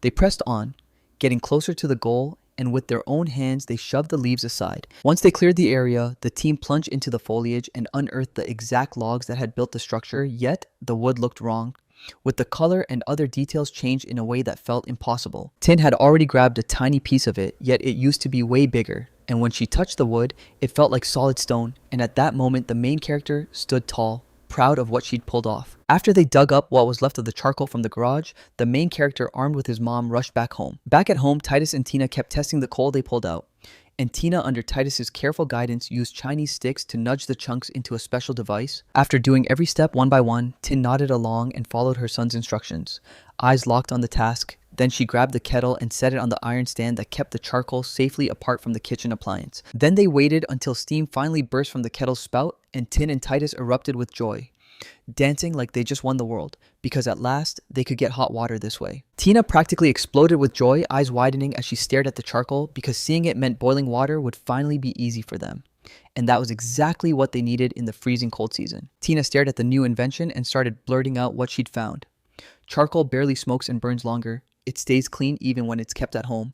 And best of all, it can swap in for the fireplace. That joyful girl was practically glowing. She couldn't stop grinning as she told him how she'd first doubted it, because charcoal looked just like stone. But once she tried it, she admitted it was actually super convenient anyway. After they crushed every test, Tina and Titus decided they'd finally blow the whole village away with their discovery. So they set off to deliver charcoal to everyone. Then one morning, during their routine bathroom break, Dee stepped in and greeted them with a cheerful "Good morning" to both of them. While Titus scrubbed up in the shower, Dee stood there waiting for his turn, and he couldn't help but blurt out his take hot water in the morning is pure luxury, and once you get used to it, you'll never want to go back to anything less. Tin, towel in hand, strode up to her husband and suggested one more trick: hot, heated water to scrub the dishes too, and the girl practically lit up, eager to show the whole village what she'd discovered. After Titus finished washing, his mother snatched a soft towel and gently patted his wet face. Then his whole expression lit up with pure happiness, like every change in his life was exactly what he wanted. After Tin wiped her son's face, she scooped him up and rushed him to brush his teeth, while Dee stood there, scrubbing himself clean with hot water. Out of nowhere, Titus's gaze snapped to a tiny creature he'd never seen, scuttling through the fallen snow, and clearly, he wasn't prepared, because the shock hit him hard. Then he jabbed at this creature and demanded to know what it was in their yard, and as soon as his mother followed his finger, she spotted a cute little fanuya right there. That information shoved the main character deeper into a dead end, eyes blazing wide and mouth hanging open because he had absolutely no clue what a fanuila even was. A tiny white creature, basically a fluffy, long-haired dog in the cutest way, swished its tail left and right and let out sharp barks. The next instant, the white puppy was already bouncing around the guys, spinning tight little circles like it owned the place. Fanui's adorable face made Star's eyes light up, while Titus just stared utterly hooked, frozen in wonder. Then Tin cupped his whole life in her hands and studied him closely. Watching her new friend, she realized he'd just been born. The main character, buzzing with curiosity, scooted beside him, stared hard, and kept asking his mom. Tin and Titus couldn't stop playing with the puppy. Then someone crept up from behind, yelling that the mystery they were looking for was named Rin. Titus scanned the new arrivals, and Bam recognized his friend Farrell, standing there, trembling like crazy, while her mom Jessie hovered right behind her like backup. Farrell looked terrified, and she was sprinting straight for Rin. After finally tracking her pet down, Farrell sprinted to her and scooped up Fanuli. Then Fanuli's mom quickly apologized for all the trouble she caused. Rin was born just 2 days ago, and ever since, Farrell has been pestering her parents nonstop, begging them to show her the dog. So right now, she can't break away from Fanning. Then she flashed Titus a look at the other 3 puppies she'd brought, and Farrell lit up like the whole world just hit happy, while the puppies peeked out of the box, practically bursting with excitement. The fairy's mother admitted they needed humans who could care for the 2 puppies, because they couldn't handle all of them. Then Jessie's mom jumped in and said she and her daughter decided to take one in. After sizing up the whole mess, Titus spun toward his mother and asked straight up if he could get them a puppy. Tin leaned in and warned her son how brutal that responsibility could be, then pressed him, did he really understand how hard it was to take care of them? Right then, Titus scooted close to his mother and whispered that they needed to get along with their moms, and when she heard it, she was blown away by his bold idea. She shot a puzzled look toward her son, and when she realized there was no turning back, she shut her eyes like she was bracing herself for what came next. At the very moment of sewing, she shot upright, flashed a smile, and immediately agreed to buy one puppy like nothing bad had ever happened. In the next second, The kids and their mothers broke off into groups, then the children pointed at their new pals and spilled who they liked the most, while Tin smiled and gently invited the girls' mothers to come inside, sit down, and share tea. While the kids played outside with the puppies by the house, a shadowy figure closed in fast, then Titus snapped his attention to the newcomers and started sizing them up. He leaned in for a closer look at the men, but their faces were totally strange, like he'd never seen them a day in his life. One of them rushed up to the boy, dropped into a crouch, and greeted the hero, then demanded, "So, are you Titus?" A stranger grinned so wide at the kid it felt unreal, and then the man leaned in and asked if the child's father was home right now. Outside, the day blazed with sunlight. Bare trees ringed the house, and fluffy white clouds drifted across a wide, sparkling blue sky. On that kind of day, a stranger blonde and unfamiliar came knocking on the main character's parents' door. Dressed in traditional clothes, and sat right at the table with a mug of tea with Dai and Tin, chatting so sweetly it felt like they'd known each other for years. Crouched behind the doorway corner, Titus and his puppy kept their eyes on every move the company made, curious as hell, until his father finally spotted him. Dee snapped his son over and introduced him to a brand new face, and Titus, still with a puppy in tow, came sprinting up to his parents, all smiles and pure excitement. Turns out, this new acquaintance was Sepha, a distant royal relative, and Dee swore that when he, Tin, and Sepha were back in the capital, he'd been their friend. Titus shot their guest a grateful smile, then Safa leaned over, greeted the baby warmly, and thanked him for going to call his father for him. This new acquaintance leaned in, gently tousled the hero's hair, and ran a hand over it, and when Sifa looked at Titus, she gasped that he looked exactly like his mother. Then, all coy and blushing, he grinned, acted like it was a secret, and leaned in to say, yeah, he was her dad too. And back in the day, he and Dee were straight up rivals, clawing for Tina's heart. Right after those words, Titus shot quick glances at his parents, but they instantly turned their eyes away. Dripping with embarrassment, the air felt painfully awkward, and Titus could only guess what kind of secret ties they had to the royal family. Titus leaned in and asked Dee and Tin what they'd been chatting about with Mr. Sepha. Dee shrugged and said it was nothing serious, just their village's favorite hobby, smoking fish and selling them. Dee blurted the shocking news rumors about their secret dish had sprinted all the way to the royal family, with the village finally rolling in a fresh stream of profit. The government is about to hand the village head a brand new position. Even with his father's explanations in his ear, the main character couldn't swallow the news. Titus still couldn't figure out what role his dad was about to land as the head of the village. Seeing Titus totally confused, Dee jumped in fast and broke it down. This was basically how the village's head sat under the royal family's direct eye. And that's how they made it clear if the village head stepped into the castle, they earned the right to demand a private audience. But even with all that hope, this deal has teeth because the royal family doesn't just hand out positions. They ship troops straight to the village. And yes, it won't just be soldiers, there'll be observers and messengers too. Altogether, 60 people are coming, and the village population will have to shoulder their care, which left Titus thinking this situation was anything but good for the village. Dee suddenly admitted that his workload would skyrocket too, which meant he'd be forced to hire around 30 officials, so when the main character heard that, their eyes lit up instantly with excitement. Titus started to wonder what officials showing up on their turf could mean, and he quickly pictured the fresh nobility stepping in to teach the villagers, unlocking a future where their village's possibilities explode. Once he mapped out his next move in his head, the main character told his parents, "This offer, let's make your dreams real." The second they heard him, the three friends snapped with shock, and the room went dead silent for a beat. Dee, Tin, and Siafa were just trying to wrap their minds around what it all meant. Brimming with excitement, the main character burst into cheers, snapped that he could handle it, and fired up his father, sure that as the village's leader, he'd step up and guide everyone straight to victory. That line threw everyone there into total confusion, and even the adults couldn't quiet their minds long enough to understand what just happened. After hanging out with his friends, Safa thanked them with a grin and blurted out how happy he was that he finally delivered the royal message. Then he said goodbye to the main character's family, and his new acquaintance couldn't stop smiling. Dee looked completely drained as he admitted he had a ton of worries, but he still promised Safa he'd think hard about the royal family's proposal. Suddenly, a family friend started spilling details about the army that was about to be stationed in their village, and everyone else froze, blinking at each other like, wait, what just happened? Siafa gripped Dee by the shoulders and promised him he'd lead those very troops as captain. Then he turned to me and said I had to look after him, and trust me, that news hit me like a bolt out of nowhere. Without waiting for more questions from Lord D, the acquaintance waved off his friends and took off, leaving the village's head alone, stuck in a storm of thoughts and guesses. This news rattled the main character's father, and he couldn't stop worrying about the mess unfolding before them, while Tin stayed ice calm, confident that this wasn't nearly as awful as it looked. She said the secret dish would let them foot the bill for deploying troops, no problem, and as he listened to his parents bicker, Titus found himself nodding along in his head with his mom's take. Titus suddenly slammed into yet another problem. If they didn't pull something off fast, the dried eel prices would tank and everyone would lose out. He paced, worked through the ideas, then grinned with pure mischief and shot a look at Dee. He whipped around to his desperate father and told him, "Since you're the head of the village, you need to make the next move." Then he leaned in and fired the question, "So what do you think? Got any idea what we should do next?" With pride burning in his chest, he raised the water wheel and pitched it to everyone. His plan was simple: make the water spin it. Dee stared at the stuff spread across the floor right in front of him. Then his eyes locked onto a stone sitting on a wooden plank. So, of course, the big question hit him. What on earth was a water wheel? Then Titus demanded his father prove the device worked. He had to push the stone himself, and Dee obeyed without a single complaint. Next, Titus cranked into action, slapping wheels onto the whole contraption, then just stood there, baffled, watching it all come together like he had no idea what he was about to unleash. Then Titus begged his father one more time to shove that weird machine using the same forces, and Dee followed the steps again. No matter how simple it looked, Dee was blown away by what happened. That guy couldn't believe how much easier this move felt the second time around. Tin backed up her husband by sharing her own experience, the same kind he'd been through. And the girl admitted she was shocked at first too. Titus then blurted out the idea if they grew bigger, they could sling around heavy objects like it was nothing. And Dee lit up like Christmas, because the thought of a cart with that kind of power was way too tempting for him to ignore. Do you really think the more they could cram onto their backs, the easier trading would get?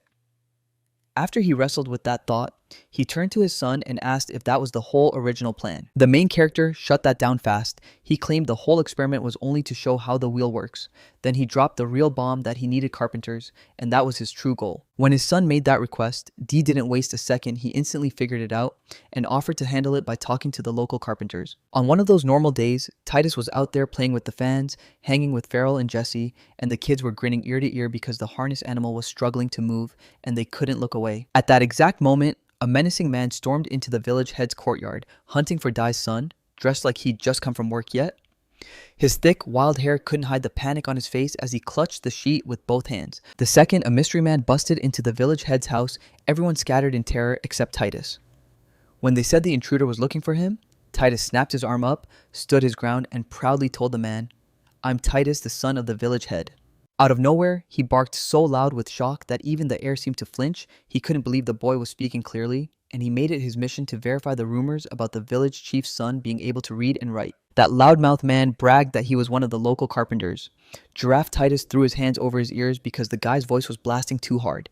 Still, the hero leaned in and demanded, "So how can you help us?" A giraffe snapped out of nowhere, grabbed the boy by the arm, and swung him over its shoulder, and Titus went totally blank with shock. He hadn't seen that coming, so he burst into screams, and just like that, the carpenter and the hero took off together. That giraffe bolted out of Titus's place like it had a plan, then strutted off with cold, clever confidence while the rest of the guys left inside, still reeling, could only stare as the carpenter dragged the main character away. So the guys finally burst into the giraffe workshop, and inside, you could see all kinds of materials lined up for their work. When Giraffe stormed into the workshop, he slammed his hand on the table and barked at Titus for answers, while the carpenter wondered if that little boy could pull off the drawing by himself, and the hero wasted no time confirming it. After the boy's answer hit, Giraffe couldn't wrap his head around the hero's words like the truth just dropped out of the sky, and he stood there, stunned.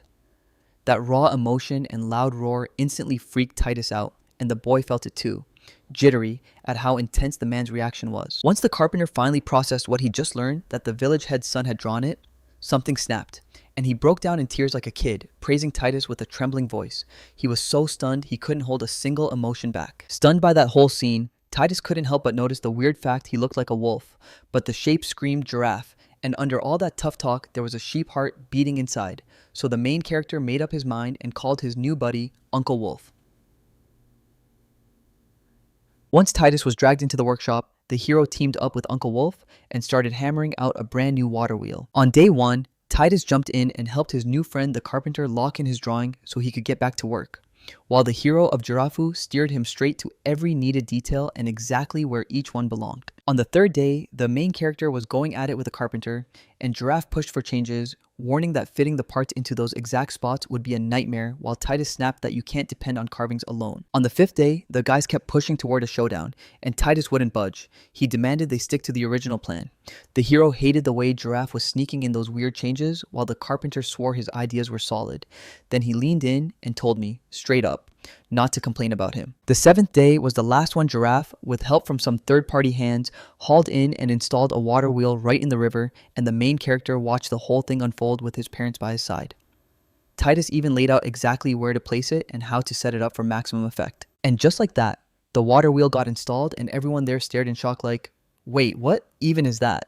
Even the folks watching couldn't wrap their heads around why a car, something they'd never seen, showed up, or what the water wheel was supposed to do for them. Then Titus tells them, use this millstone, it spins on its own.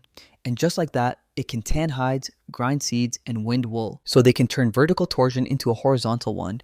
And after he pitched the idea, he immediately showed it working in front of them. That's how Titus told his parents the water wheel and millstone's secret, how it could run on its own, so they wouldn't have to grind grain anymore. Then he tore apart the idea that they could suddenly tap into women's labor because, like Titus said, this would help Tin lock in her status and rise even higher among the women. Tin practically burst with happiness at that news, her face shining as the whole family erupted into hugs while the parents grabbed their son and thanked him for always thinking of them. He was over the moon that he could finally help his parents, and that's exactly how the water wheel project ended up as a total success.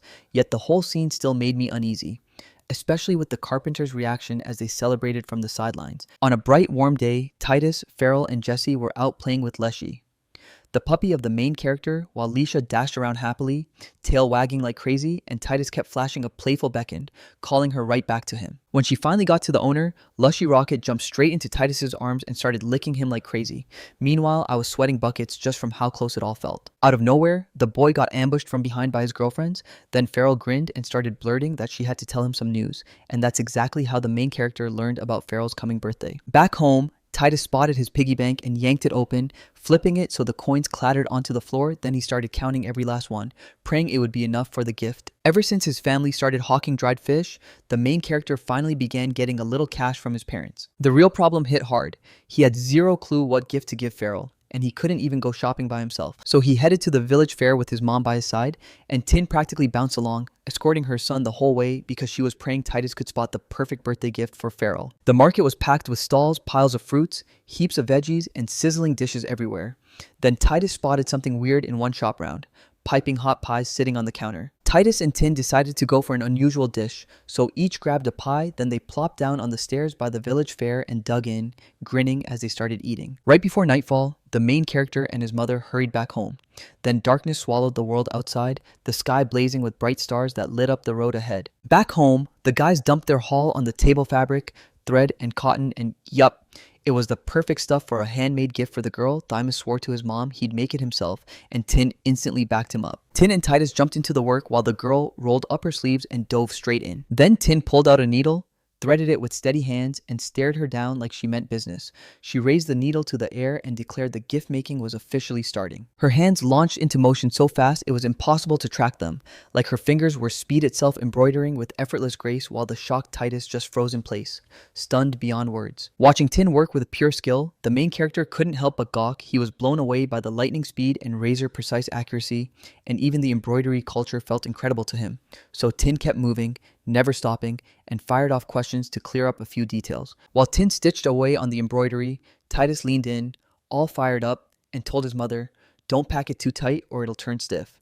He wanted that gift to feel soft, light, and fluffy. Tin shot an apology and admitted she hadn't even planned for it, so she turned to the boy and asked what he thought, and he happily backed her decision. Later, Titus leaned in and told his mother she could leave the rest to him, and Tin beamed so proud it made her cheeks go hot and flushed. On Farrell's birthday, the main character raced over to celebrate with his girlfriend, and a gorgeous flower wreath crowned her head that day. Farrell rained in heartfelt congratulations, and she was over the moon. After the crowd's loud, friendly cheers, Titus stepped up and handed his girlfriend a gift he'd fought to make for her himself, and the moment she took it, pure joy lit her face, stars shining in her eyes. Farrell couldn't stop staring at that box like it was the greatest gift ever. She even admired the beauty of the person it belonged to until Titus finally clocked it. It wasn't the present at all, because the real gift was inside it. Then the girl slowly cracked the lid of the box, her nerves buzzing, and when she peeked inside, she found something she didn't expect, and a wave of relief hit her. From the box, she yanked out a toy that looks just like Farrell's pet Rin, and little Rin sits right beside her, in a full-size replica of the real thing. Farrell was bursting with joy. She grabbed Titus's hand and bit him hard, overwhelmed with emotion, then gushed that his gift was adorable and straight up confessed her love. Titus was thrilled, but the pain hit him right after, and he said so. Right then, Farrell bolted over to show every guest her shiny new toy because everyone was dying to see what Titus handed her, and Titus just stayed put, standing there, watching every reaction unfold. Quietly, Jessie, his other girlfriend, crept up from behind and yanked her friend by the shirt to snap his attention over, totally flustered and confused, then blurted out, face burning, that she wanted to see too. Jessie's stare hit her, and she clapped his hand on her head, saying she'd have to wait a bit, just to keep the girl hopeful that he'd actually give her that same toy for her birthday. As Titus finally headed back home, he told his mom he was thrilled that Farrell actually loved the plush toy, and when Tin took his hand, she reminded him his birthday was right around the corner, then promised she'd help him market something big. On their way home, Tin and Titus stumbled on a team doing some kind of work, and right there was D in the middle, so they shouted his name, and when he heard familiar voices, he snapped around immediately. Spotting his son, D leaned in and asked if Farrell's birthday had been fun. Titus came sprinting up to him with a big smile and shouted, "Yeah." Then Tin turned to her husband and pressed, "So how's the barracks construction coming along?" D said the construction was flying, and he swore Titus's apartment building is going up at full throttle. Suddenly, someone erupted into shouting and yanked the main character's attention, calling him the third, and the man bolted, sprinting like his life depended on it. Draft finally spilled his heart to the hero, saying the house idea was pure genius, then admitted they'd need a ton of materials, but since they're all the same, the cost dropped hard, and the density was spot on. The man stared in awe like he always did. Sepha marched over to the guys who loved the crazy idea of dropping a toilet right in the kitchen of every room. And the best part, everything's all under one roof. Like the whole place is basically one big room. Because she liked that setup way more than the barracks back in the capital. Sifa told everyone that Dee's generosity somehow boosted morale and loyalty like never before. Then Dee snapped that the warriors had to keep the room spotless. Sifa immediately promised they'd clean up constantly. Sepha grabbed the hoe, spun it around like he'd done it 1,000 times, and said the whole army was finally gathered, ready to start digging. Then, right in front of a crowd of warriors, he yanked the order plow the field, and the men erupted with outrage, furious that instead of training, they'd be forced into farm work. D, dead serious, said their goal was to build endurance and handle their own supplies, so everyone better brace themselves and grind hard. All the warriors got to work, and Safa leaned in, excitedly sharing what he thought about that bronze hoe because he'd never seen anything like it before. That hoe turned into a beast too heavy, and it slammed deep into the ground, the bronze helping it bite through the tough dirt. Then he muttered that it didn't even count as a real workout. After that, Titus shot back that they still had to get to know the community. D told them the villagers couldn't figure out why troops were in their village, so they had to crush that confusion fast because clearing it up would pay off big in the future. D said that sooner or later, the village would claim fresh land, and that's exactly why he wants it for the warriors, because once they have something of their own, they'll throw themselves into the work with real joy. Sepha lit up, praising his friend's genius plan, then shot back, "Not yet, don't tell anyone, it's not time to cut the fish yet." Suddenly, Safa bolted up to the warriors and fired off remarks, and Dee laughed that even when he's demanding, he's crazy charming, while Titus admitted he didn't want to end up as his enemy. Soon enough, the warriors slipped right into village life and the whole place started buzzing with energy. Worries about safety didn't stand a chance anymore, because once the soldiers took over the policing, people could finally breathe easy. The economy kept climbing, taxes went up, and it felt like a total godsend. Then, just a couple months later, Titus's birthday finally rolled around. Every seat at the table was packed with mouth-watering dishes, and all the guests couldn't wait. When the moment hit, everyone clapped, cheered, and reveled like it was the best day ever. Every kid in the village mobbed the main character, tossing flower petals like confetti and screaming, "Happy birthday!" And Titus lit up instantly, eyes sparkling, completely stunned in the best way. He soaked in the cheers, thanked everyone who showed up, then chose to relive the very best moments right there with him. Suddenly, Farrell, his girlfriend, lunged at him right then. The excited girl shoved the gift she'd made to Titus, who quickly spread out a canvas covered in bird embroidery, only to realize the stitching was a little uneven. Then he asked his friend, right there, if she'd embroidered it herself, and the moment Titus noticed her work, joy lit up her face like a spark, her grin spread wide, and before anyone could react, she bit into his hand again. Veli slid up to the guys, and they tossed a scarf straight over the main character's shoulders. Titus stared at the gift, shot the girl a grateful thank you, and right then, she grinned wide and corrected him again. Jessie shadowed the birthday boy, watching the girl clutch a national headdress packed with gorgeous embroidery, her cheeks burning with embarrassment as she hurriedly wished her friend a happy birthday. The boy couldn't take his eyes off the gift, staring in pure wonder. Then he spotted the headdress and realized the embroidery was stitched by the girl's own hands. He thanked her with a bright smile and leaned toward Jessie, whispering that he couldn't wait for her birthday. Staring at all those smiling guests, Titus lit up with pure joy because this birthday was unreal. It filled him with gratitude too, since it was the first time in his life he'd ever felt something this wonderful. When night finally dropped, every parent with a sleepy kid packed up and headed home. Then they leaned toward Titus and promised, After this birthday party for you, we'll hand over your gifts. They were already at home when Tin shoved a box into her son's hands and beamed, congratulating him for his birthday. He yanked the lid off and revealed a gorgeous vest inside. The moment he saw it, he went wide-eyed, honestly, flattered to the core by such an amazing gift. Clutching his vest, Titus thanked his mother with a grin and said he was over the moon to get it. Then Dee handed him a knife tucked inside a case, carved with stunning hands-on detail, and the hero nearly couldn't believe the gift. The father said it's usually given on your third birthday, like a stamp that you finally become a real member of society. Then he tried to shake off his doubts and trust that his son would handle it. Titus told Dee that he believed in him, and that lit up the main character like a sunrise, so the boy beamed, then thanked his father with pure joy. His parents admitted they were worried because he kept running late all the time. But then they flipped the script proud as can be. They promised they'd stand by him no matter what hit. And right after that, they showered him with cheers all over again for his second birthday. Titus finally chose to trust people, lean on them for what he can't control, and lean on them even when he has to. And this time he's not even going to slip up, because he's got real faith in his parents. On the busiest day of the village fair, the streets were packed and buzzing, people darting from stall to stall, grabbing what they needed and paying without pause.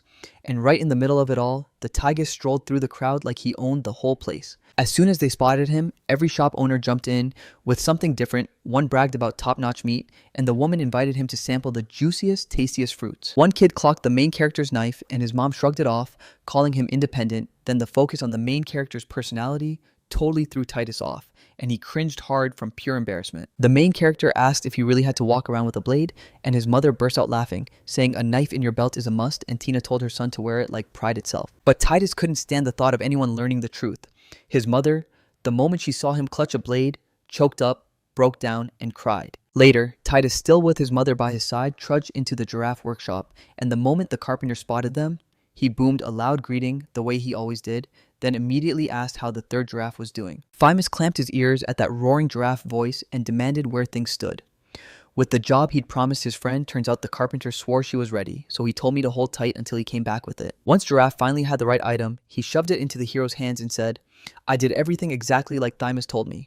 But the carpenter still stared, completely lost on what it was even for, so the hero just smirked and dropped the truth. It's a secret, you'll find out later. When Giraffe heard that wild statement, her mood instantly lit up, and she blurted that she couldn't wait another second. Then Tin leaned in and asked her son if he'd figured it out on his own yet. And Titus answered with a smug, victorious grin. Of course, Jesse and Pharaoh already threw their birthday parties, so now it's official. The next big celebration is going to be all about Jesse's birthday. During the celebration, everyone, like clockwork, showered the main troublemaker with congratulations on her birthday. Jessie grinned bright in her stunning outfit, with a flower wreath perched on her head. Pharaoh's friend burst in and shoved a gift into the girl's hands, and Jesse, blushing hard, answered sweetly, even if he slightly butchered the words while thanking him. Tears burned in Jesse's eyes, and Pharaoh couldn't hold back either. When they locked eyes, they yanked each other into a tight hug, sobbing hard like their hearts were breaking, because the main character was absolutely not prepared for all of this. The girl's mother started soothing their friends while behind him. Titus was terrified to even picture how everyone would react after that gift reveal. Jessie, cheeks wet with tears, heard the hero call from behind. She whipped around, snatched up her tears, and right away, Titus blurted out congratulations and stepped forward with his gift, the tiny box sitting in her hands. Jessie stared at a tiny gift box, her shoulders sinking like the weight of the world, so Fimus couldn't miss it. That small size had crushed her mood. Pharaoh was already lurking behind the main character, grinning like she'd just won. And when Titus felt her presence, he knew she was about to explode into pure over-the-moon joy. Seeing a wave of sadness hit her face, the boy urged her to open the box, and she carefully, almost trembling, started to lift the lid, eyes locked on the prize as she watched with one eye shut, hunting for what was inside. Then she finally fished out the comb, small, neat, and perfectly in her hands, and the birthday girl had absolutely no clue what she was about to unveil right away. She saw the gift's gorgeous flower design. Pharaoh seethed when Titus handed Jessie a gorgeous gift, and in a burst of rage, she sank her teeth into the boy hard, while Jessie was still locked on her hair comb, staring at it like it was magic. Then Titus grabbed the comb and leaned in, ready to teach the girl how to use her brand new gift. He gently lifted her curls and started combing with total care, and the teeth slid through the strands like butter. For Jesse Titus's birthday, he begged Uncle Wolf to craft him a comb, and while Uncle Wolf carved the design, Mom and Dad just sat there watching him work with his own hands. In that village, the girls don't comb their hair every day, they save it for rare, special moments, because they can't afford a single comb. While the main character kept combing the girl's thick black hair, she practically melted into the touch, grinning the whole time. Meanwhile, Farrell stayed busy biting the boy the entire while, and once it was over, he straightened her hair perfectly with a comb and a ribbon. Turns out that hairstyle was so stunning that everyone in the room froze with their mouths hanging open. Then the whole building fell dead silent. Right after he finished fixing his girlfriend's hair, Jessie ran her fingers through it and sighed. "It's so beautiful." And the girl couldn't hold back. She bolted over and hugged her friend on the spot. Jessie squeezed Titus into a hug, her eyes blazing with gratitude for the hero, while Titus looked almost stunned as he watched her. Then she whipped in and kissed his cheek, spilling that she loved him. When Farrell saw Jessie kiss the boy, jealousy sparked in her like fire, and she shot up and clung to him on the other side, right next to Titus. Titus immediately felt trapped and uneasy, praying they'd finally stop. A few days later, the sky cleared and the sun blazed outside, and Titus sprawled on the floor in his room, lost in thought, furiously building a brand new mechanism in his head, even though he still couldn't figure out what to do with himself. Lashia suddenly started tumbling and rolling across the layout, which was set up with a clear water wheel demonstration for the parents. Once the wagons finally hit the road, everything's about to get way more intense because we'll have to fine-tune a ton of stuff first, make them easier to use, then train people to handle them right, and keep them maintained every day, or they'll start falling apart fast. Titus stared at the wheel grease and started guessing, figuring out what kind of lubricant could work, and his answer led him straight to animal fat. Vegetable oil comes from nuts and seeds packed with fat like camellia seeds and rape seeds, the raw ingredients for making combs, and once they're set up, people can squeeze that rich oil out using nothing but a water wheel. After camellia was on his mind, Titus shot up, demanded the house be watched, and told the main character to hand it off to Lashia, because he was rushing to visit his mother for a while. Titus bolted up to his mother and blurted out if she had chameleon oil. Then Tin froze, wondering why he'd even asked. Titus only shrugged and said he needed to test it for something. Mom lit up at the idea and told them Dee had it. Dee caught the household's warning that he'd been slacking and hurriedly asked what his wife and son needed standing in the doorway. They demanded chameleon oil, so Dee grabbed the bottle and went on about how it's used for skincare and even swords. Titus told Dee he had to grab some of it, and Dee shrugged like, sure, but he couldn't figure out what his son was up to.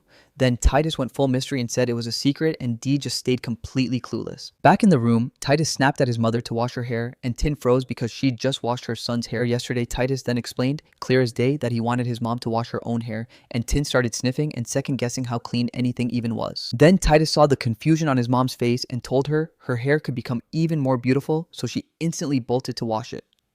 While she was gone, Titus quietly poured chameleon oil into a cup. Tin didn't make herself wait long. She finished fast, then she dropped to the floor, and Titus immediately warned her he'd touch her hair, because in this village, it's a big deal. A man touching a woman's hair is seen as supreme love. If it's between a parent and their child, that's not the worst thing still. He chose to warn her anyway, just to keep things decent. Thymus rubbed the oil into her hair with total care, making sure it didn't turn sticky. Because chameleon oil is a nightmare to wash out, Tin grinned and said she was thrilled. Thymus kept up the running procedures with a hard, focused stare.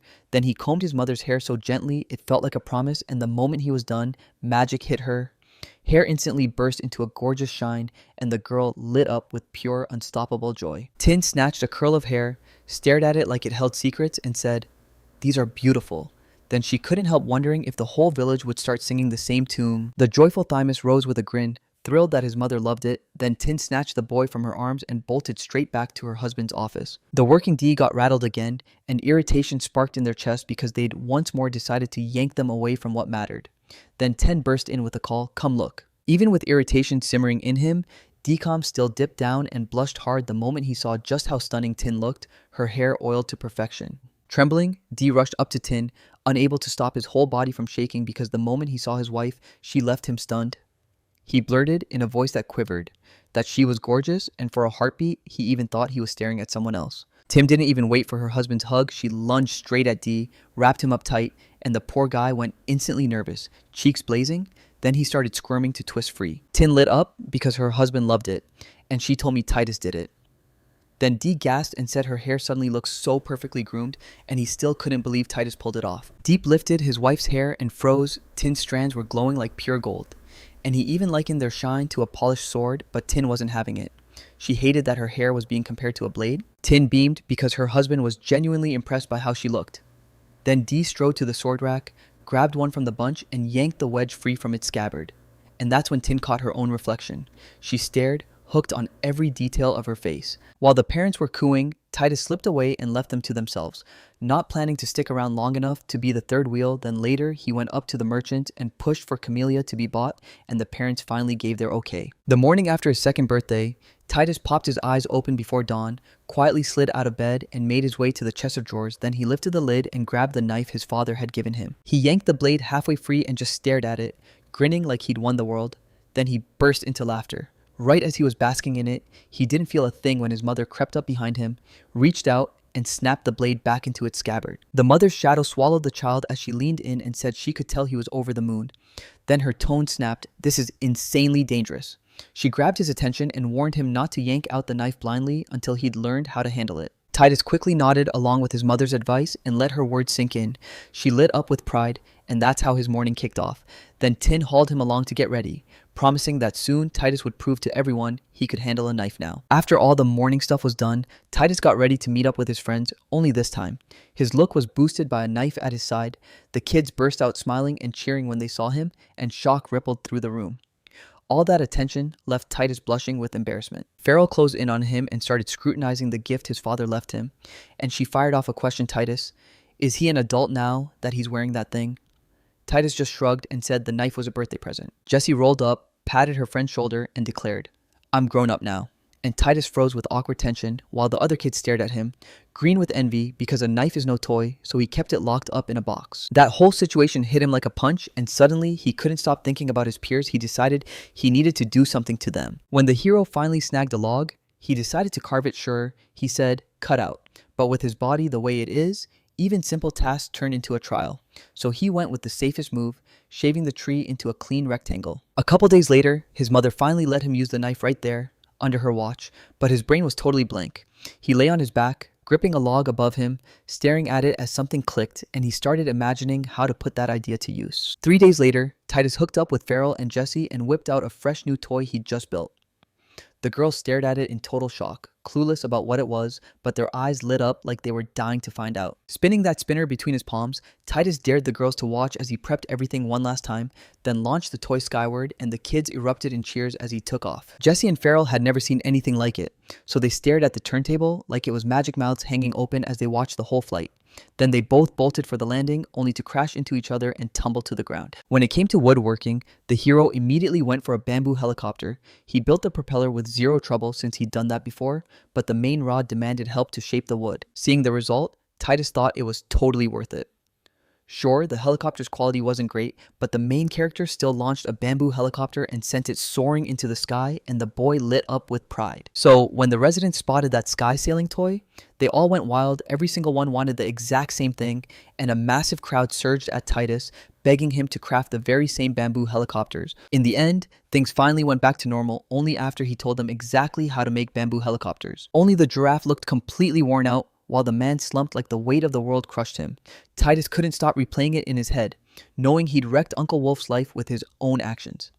He stormed into the workshop, and the carpenter greeted him like it was a hospital hallway, not a homecoming. In the end, the residents kept scrambling to Uncle Wolf for the main rods again and again. With just a couple more thin sticks, Giraffe was about to snap and go fully insane, like that injury had haunted him for life. Titus told the carpenter to forge a brand new tool, and Giraffe lit up with relief. He was ready for anything except getting in a helicopter. The main character blurted that he needed skewers, and right then, the carpenter's eyes went glassy. He had no clue what that meant until the boy scribbled the picture on the ground.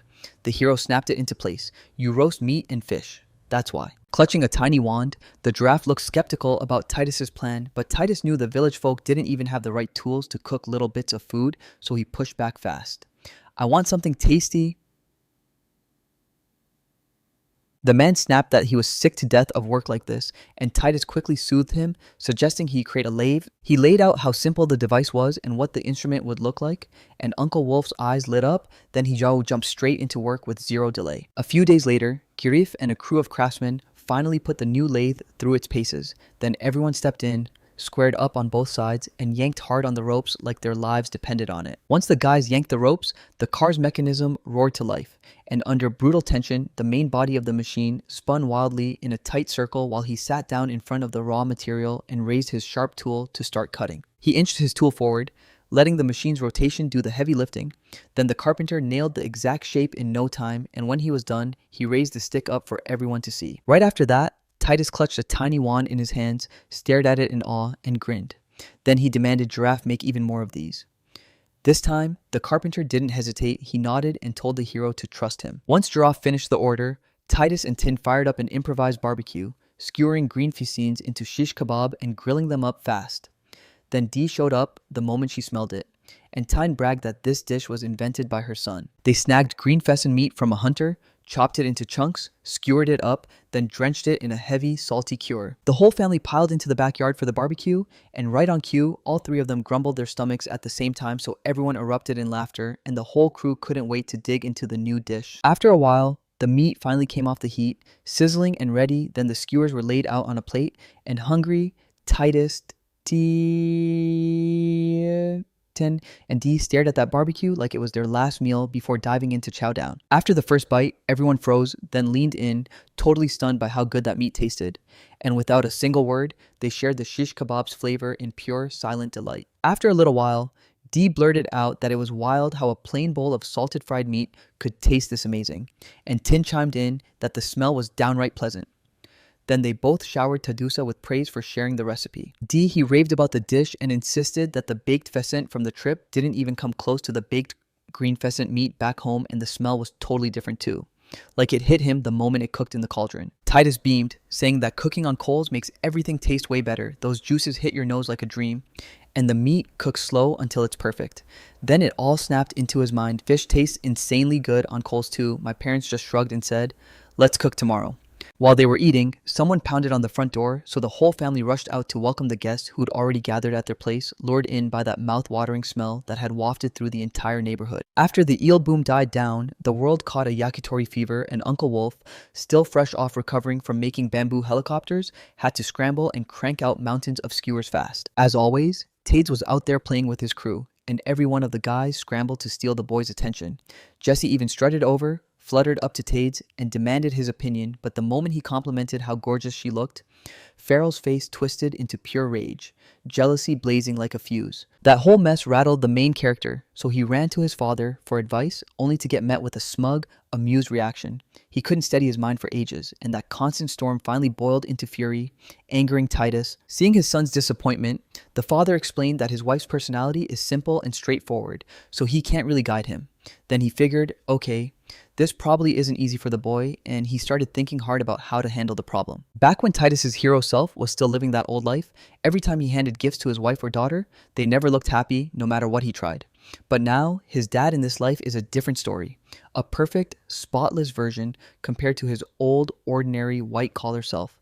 Titus could hardly believe it. He's got the looks, he's fearless on the battlefield, and he's a landowner too, but that kind of hype does nothing for the main character, so he throws in the towel, turns on his heel, and storms out without even waiting for an answer. Then Titus spun around to his mother for help, convinced no one understood women better than another woman, and when she saw the whole mess, she burst into laughter and couldn't stop. This totally lit Titus's temper on fire, so Tin shot an apology his way and told him he was so cute.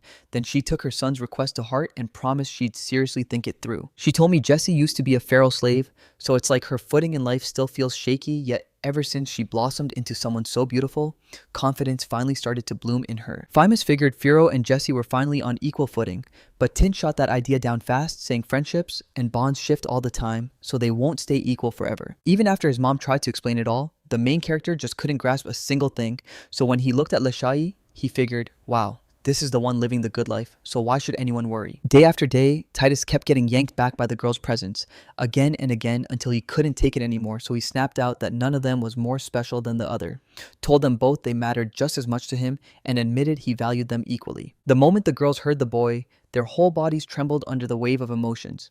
Then boom, they lit up with pure joy, thrilled to become Titus's brides. Meanwhile, the hero just froze in shock, utterly clueless on how to react. The girls sprinted to their mothers with the news, and when the women realized their daughters had become brides, they shot a threatening glare at the thymus line right as men streamed past the hero, knocking him to his knees. When Fimus spun toward the voices, he spotted his old acquaintances, and they greeted him like best friends until they realized he'd become the fiancé of their granddaughters, and suddenly their smiles turned into glare-level threats, right on par with their mothers. The girls laid it out on their beloved friend, and you could feel the love in every word. Then their parents and even their grandfathers came at him with pure hostility, warning the hero don't mess with their granddaughters because he'd be counted on for years to come. Domititus told his parents what happened, and they erupted into laughter, especially when they saw their son puffing out his cheeks, and then they reassured him, claiming he had nothing to fear because they'd protect him no matter what. They smiled and reached out, promising they'd stand by him no matter what. And the parents' words finally soothed the hero, but Dee couldn't ignore the real threat. The girl's family head's Tin snapped at Dee not to let them drag him around like a puppet, because he'd only call it fresh if he took control. Ever since then, Grandfather's feral crew and Jesse too have been showing up at the hero's family nonstop, like they're trying to starve everyone out. Dee and Tin can't even shove them back at the doorstep because it messes with the refresh OS setup, and the hero is just beyond exhausted by all of it. When the dust finally settled, summer was roaring to life and Titus's request paid off fast. The carpenter built the water wheel just like he promised, while Titus was already plotting his next move, wondering what else he could make. But he still hasn't figured out what it should connect to. Maybe the mill, maybe the blacksmith shop, or maybe the barn, and that's why the hero starts running a few experiments. Right now, the mill is the top choice, especially for women. Every single coin the village makes gets slammed straight back into fresh tools and into fixing the old ones that keep breaking. So yeah, for all practical purposes, the village never earns a thing. Right when Titus was lost in thought, his mom leaned in and jabbed his cheek with her finger, then started telling me what he thinks about defending the village and keeping trade goods safe, only for Tin to look worried and insist he had nothing to fear, because the treasury was literally growing on its own. Titus boldly declared he'd protect what mattered most to him, and that meant chasing money. After hearing her son's words, Tin pulled him into a hug and warned him if he pushed too hard to strengthen the village, it could spark unwanted suspicions and ignite conflicts. Titus instantly got what it meant to be dragged under the crown's suspicion. Then the hero zeroed in on the village's money and knew the king would move on it. The local official would report every last thing. So Titus immediately mapped out how to keep the king's trust, and then he made his move, dropping to the king's feet so he could bend his will for the village's sake. The main character tried to tell his father his plan, but Dee flat out shut it down. Slicing through every attempt his son made to explain, Dee admitted he'd thought it through too, then warned him not to carry the whole burden on his shoulders. Then Titus told him that his gift lit up the brightest the moment he started thinking about how to rake in money, and then, just as fast, he remembered his mother's warnings about building brand new products. Tin told the hero, "As a mother, I can't bear the thought of my son growing up with hate in his heart, so don't even dwell on hurting anyone." And deep down, she just wanted him to grow into a good man. So the hero finally got the whole picture, and at last, he refused to treat profit and military power like one single, tangled thing. The parents soothed the kid, telling him to rest up and make it clear there's nothing to be ashamed of when you don't know something or when you misread it. Titus was drowning in shame, so he tried once more to do everything himself with his own hands, but he got it completely wrong, and the hero finally snapped that he'd acted way too brazenly and blown past his authority. Even though Titus was terrified he might never sleep, he crashed into sleep so fast it felt like a switch flipped. While he splashed around in the river, the hero tripped over chunks of iron ore, then it clicked instantly, like a light bulb going off, and he knew a mineral vein was hiding somewhere nearby. After that, Thymus went hunting for copper and tin to help the villagers, because once their village starts making iron, the need for tinning and galvanized steel is going to explode, and if fate smiles on them, they'll manage to grab everything they need for themselves. So the main character told his father he needed people for this and that he'd been given permission to stash soldiers for his plan. So that's how their legendary metal epic kicked off. In the river's wild currents, a massive crowd of men kept tearing the water apart, hauling it up with special sifting gear, hunting nonstop for the metal they needed. While the soldiers hunted around, they didn't stop retraining. Some couldn't spot even one stone, while others kept snagging something. One guy was soaking up the sunshine and swimming in the water, and another was locked on the fish like it was the only thing that mattered. Thymus jumped into the hunt for precious stones and metals too, sifting through the river, caught rubble with laser focus, then boom, he struck gold and rushed to tell his father. The hero grinned and told Dee he'd finally snagged the tin, but Dee wasn't convinced. She questioned whether it was truly tin or just looked like it. The hero admitted he still wasn't sure, and then Dee pointed out that maybe a whole deposit was sitting nearby. Suddenly, Titus started sneezing like crazy. His father snapped that he'd catch a cold if he kept this up, so Titus ran to get warm right away. Right on the shore, Titus calmly checked his haul, scooping everything out using that special sieve. The shock of it hit him like a wave. He rushed to his father and swore he'd actually found the gold, and Dee nearly exploded with excitement hearing it. Between whispered breaths, they decided to go hunting for a real deposit. To pull this off, they needed someone trustworthy, someone who could keep secrets locked up tight. A few days after the search, Dee finally spilled the results of their campaign to pinpoint the gold deposit. Dee said they'd have to trudge along the river for 3 brutal days because no matter how far we can march, we can't sell the gold anyway. The crown controls it, so it's basically a small, pointless grab. At this pace, the labor bill would crush their gold profit, so Dee stepped up, shoved the gold into the crown's hands, and made it clear it was theirs all along. Titus cut his father off and warned him, "That gold I found is mine now, peace or not, I'm taking it." Later, Titus and his mother marched into Giraffe's workshop and demanded he carve them a box with a detailed pattern, something meant for childbirth. The hero insisted you need clean air, good luck, and money because once everyone gets a box like that, they'll be thrilled.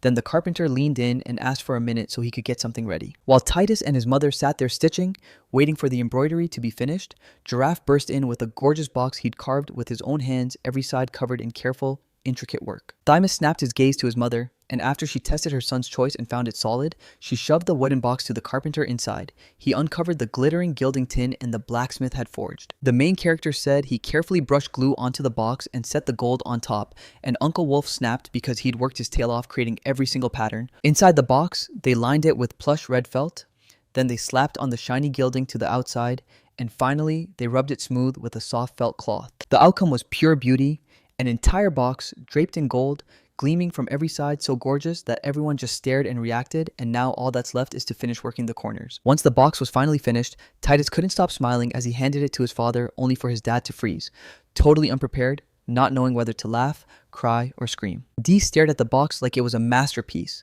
but when he finally learned where that precious gold came from, he just couldn't wrap his head around it. Tin told him the blacksmith had hammered out a super thin sheet, and then it hit him. They hadn't made the box at all, they just dressed it in gold. Dee leaned in and studied the gilded box, grinning like he'd just struck gold. He praised it for being so gorgeous that he couldn't imagine finding anything better. Titus talked about the prosperity wishes carved into the box, and the hero said anyone would love to get a gift like that. Then Dee patted his son like it was the perfect compliment. After Dee demanded he spell out his wild plan, the main character grinned and said he just wanted one thing, shock Dee and the king alike. After he talked about the king, Dee didn't look happy at all.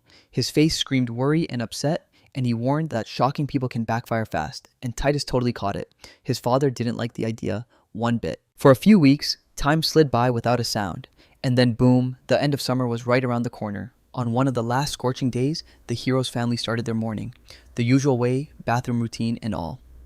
Then the moment everything changed, military forces came charging in fast, breaking the calm with shocking news. One of them blurted out that the royal family's blue flag was flying at the gate and it sent the village chief into shock, so he snapped that Sifat be brought to him right away. You can eye Dee, who showed up just by the flag color, the king waves yellow, the queen storms in with red, and the royal kids fly blue. Then the Refresho Veda flips a purple flag, while the Refresho answers with green. Titus blurted out to his mom what happened, and she clung to him tight, swearing everything would be okay because he hadn't done a single thing wrong. Sifarusht lunged on horseback straight for the D family's house then. As soon as he got there, he demanded answers, staring at the Vetiyama coat of arms sitting out front like a warning sign.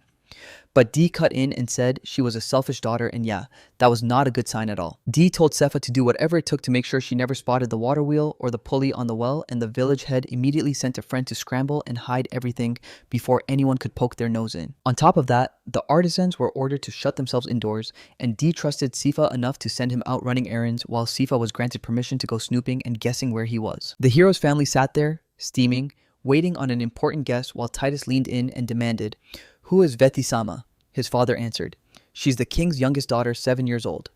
Then out of nowhere, the hero snapped, repeating those same words about the selfish woman like it hit him hard. Titus's father leaned in and whispered so softly it felt like a secret, "Don't tell anyone what I said, because she's not just stubborn, she's dangerous." And then he snapped, "So watch your tongue, Titus." The hero fired off a question to his mother.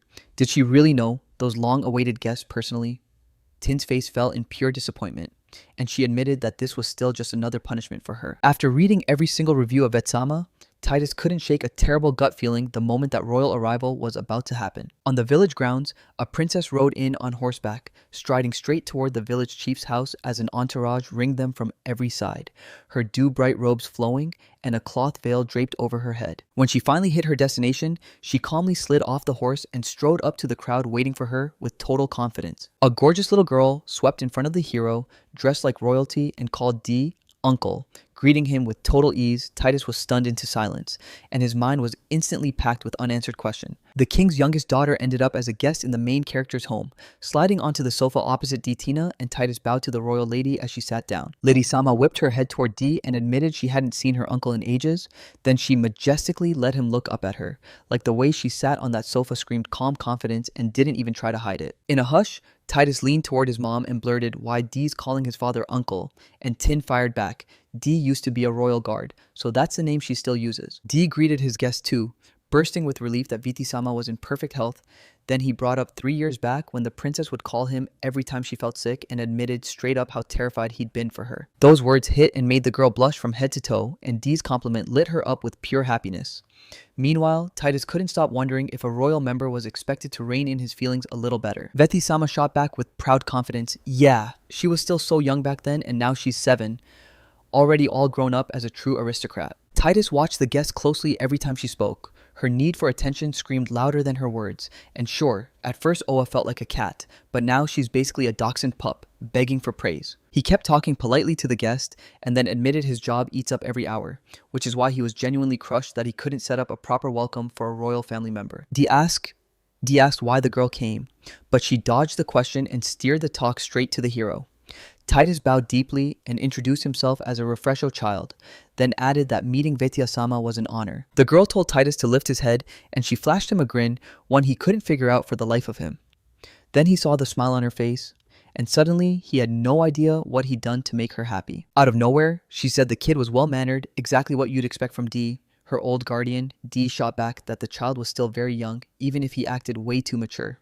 Still, the truth was clear, he had a ton to learn. After Dee talked, she demanded the makeup bag Titus had once made as a sweet nod to the royal family. Then Vati Samar blurted that she'd gotten it from her own father, and suddenly the wedding was the only thing she could think about. With marriage on her mind, she flirted, teased, and lured Dee into the bold idea of becoming her husband. Death hung in the air, and everyone froze jaw tight, eyes locked because nobody dared to speak, while Tin's stare turned the whole room ice cold and dangerous. The dead silence got smashed as Dee spoke up. He already had a spouse, so he refused. Veta-sama looked straight up furious at the refusal, crossing her arms as she snapped that gifts like these are handed out for the celebration, so she immediately assumed this cosmetic bag was part of the offer too. They accidentally struck a tiny stash of gold, so they hatched a wild plan to hand it to the royal family first, though they had to feast their eyes on that little nugget until it felt like a treat to look at. The royal princess stomped her foot and pouted like that wasn't the plan at all. She was totally expecting something bigger, and then she snapped that her version was way more interesting. Then she snapped up and blurted that she wanted to see the village, so she grabbed Dee to tag along after that.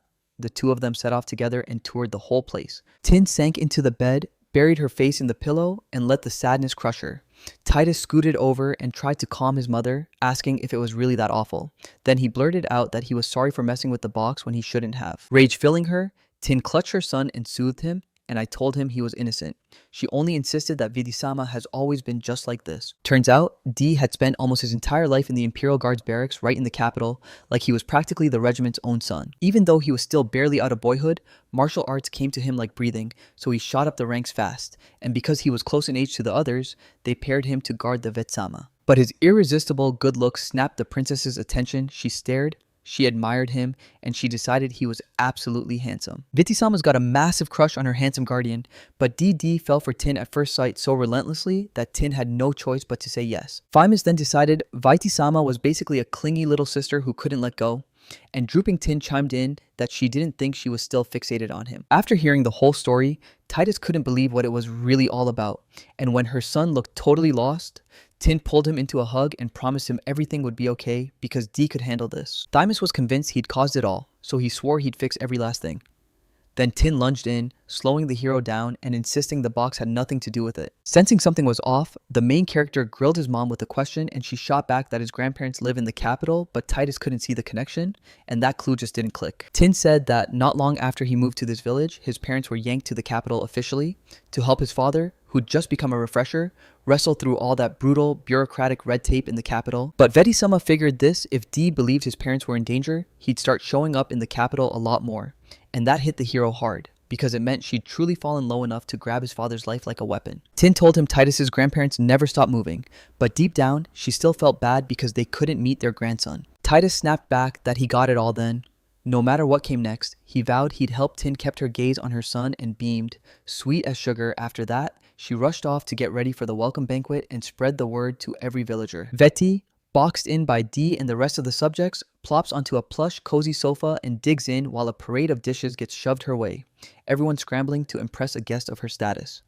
Meanwhile, Tin and Titus are marched off alone into a huge, echoing room, stuck at a table with nothing but emptiness. Little Titus beams up at his mom, overjoyed, and says the eel they're eating is absolutely delicious. He's hoping everyone, without a single exception, will love it too, and Tin swears she's certain that it'll happen. All at once, the mother and son jolt at a blaring, weird sound that rips through the room. Fear flashes across their faces, but the shock hits even harder. They snap their heads toward the door, both gripping the same question. What on earth was that? And in the mother and son's eyes, pure, jaw-dropping surprise spills out. Veti, an uninvited guest, held out a stunning dish toward her, a white fish resting perfectly on the plate, and said she'd bring it as a gift to her father. Turns out the surprise guest was Veti, and the moment she mentioned feeding her dad, her eyes lit up with pure joy and excitement. Tin and Titus stared at the king's daughter, totally lost, like, what on earth is happening here? Meanwhile, the hero sat in his mother's arms, squinting as he wondered what the young lady was holding.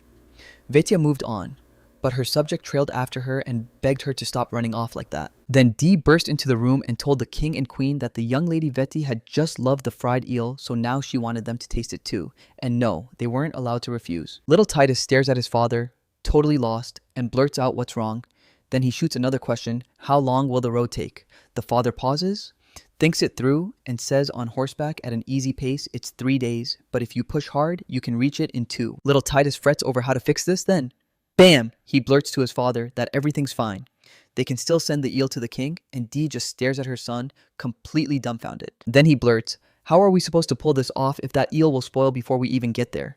And the father snaps back, you're rushing ahead of yourself. Titus eyes his parents with a sly, conspiratorial grin and tells them, if we're riding horses too long, we can use this.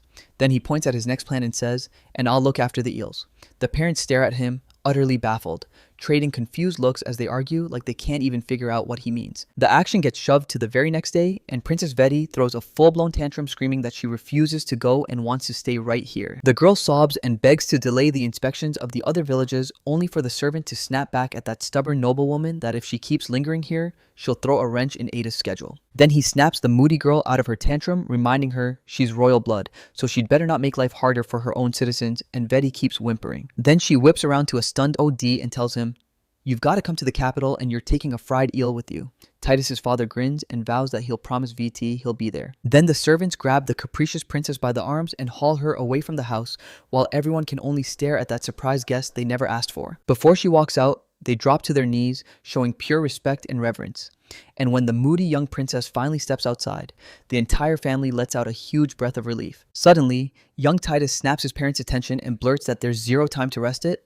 It's time to prep the eel's transport. He bolts into the street, skids up to the bearded craftsman, and yells at the top of his lungs, is the cart ready? The man questions the boy about what happened, and Titus shoots back that he has to reach the capital right now, so they need a cart. The man freezes, amazed, and says he hasn't even checked the cart yet, so he can't be sure whether the hero's plan will actually work. The man quizzes Titus, asking if he's really sure, because the guy can't even ride a horse. Titus shoots his tiny hand up and declares, it doesn't matter what he can do with horses, you only need it to shield the eel. The man stares at the kid, stunned. Dee snaps at her son, asking if he's really going through with it, and he fires back that he still thinks Titus is way too small for a trip like this. The hero snaps back that there's no other choice, he has to handle the eel himself.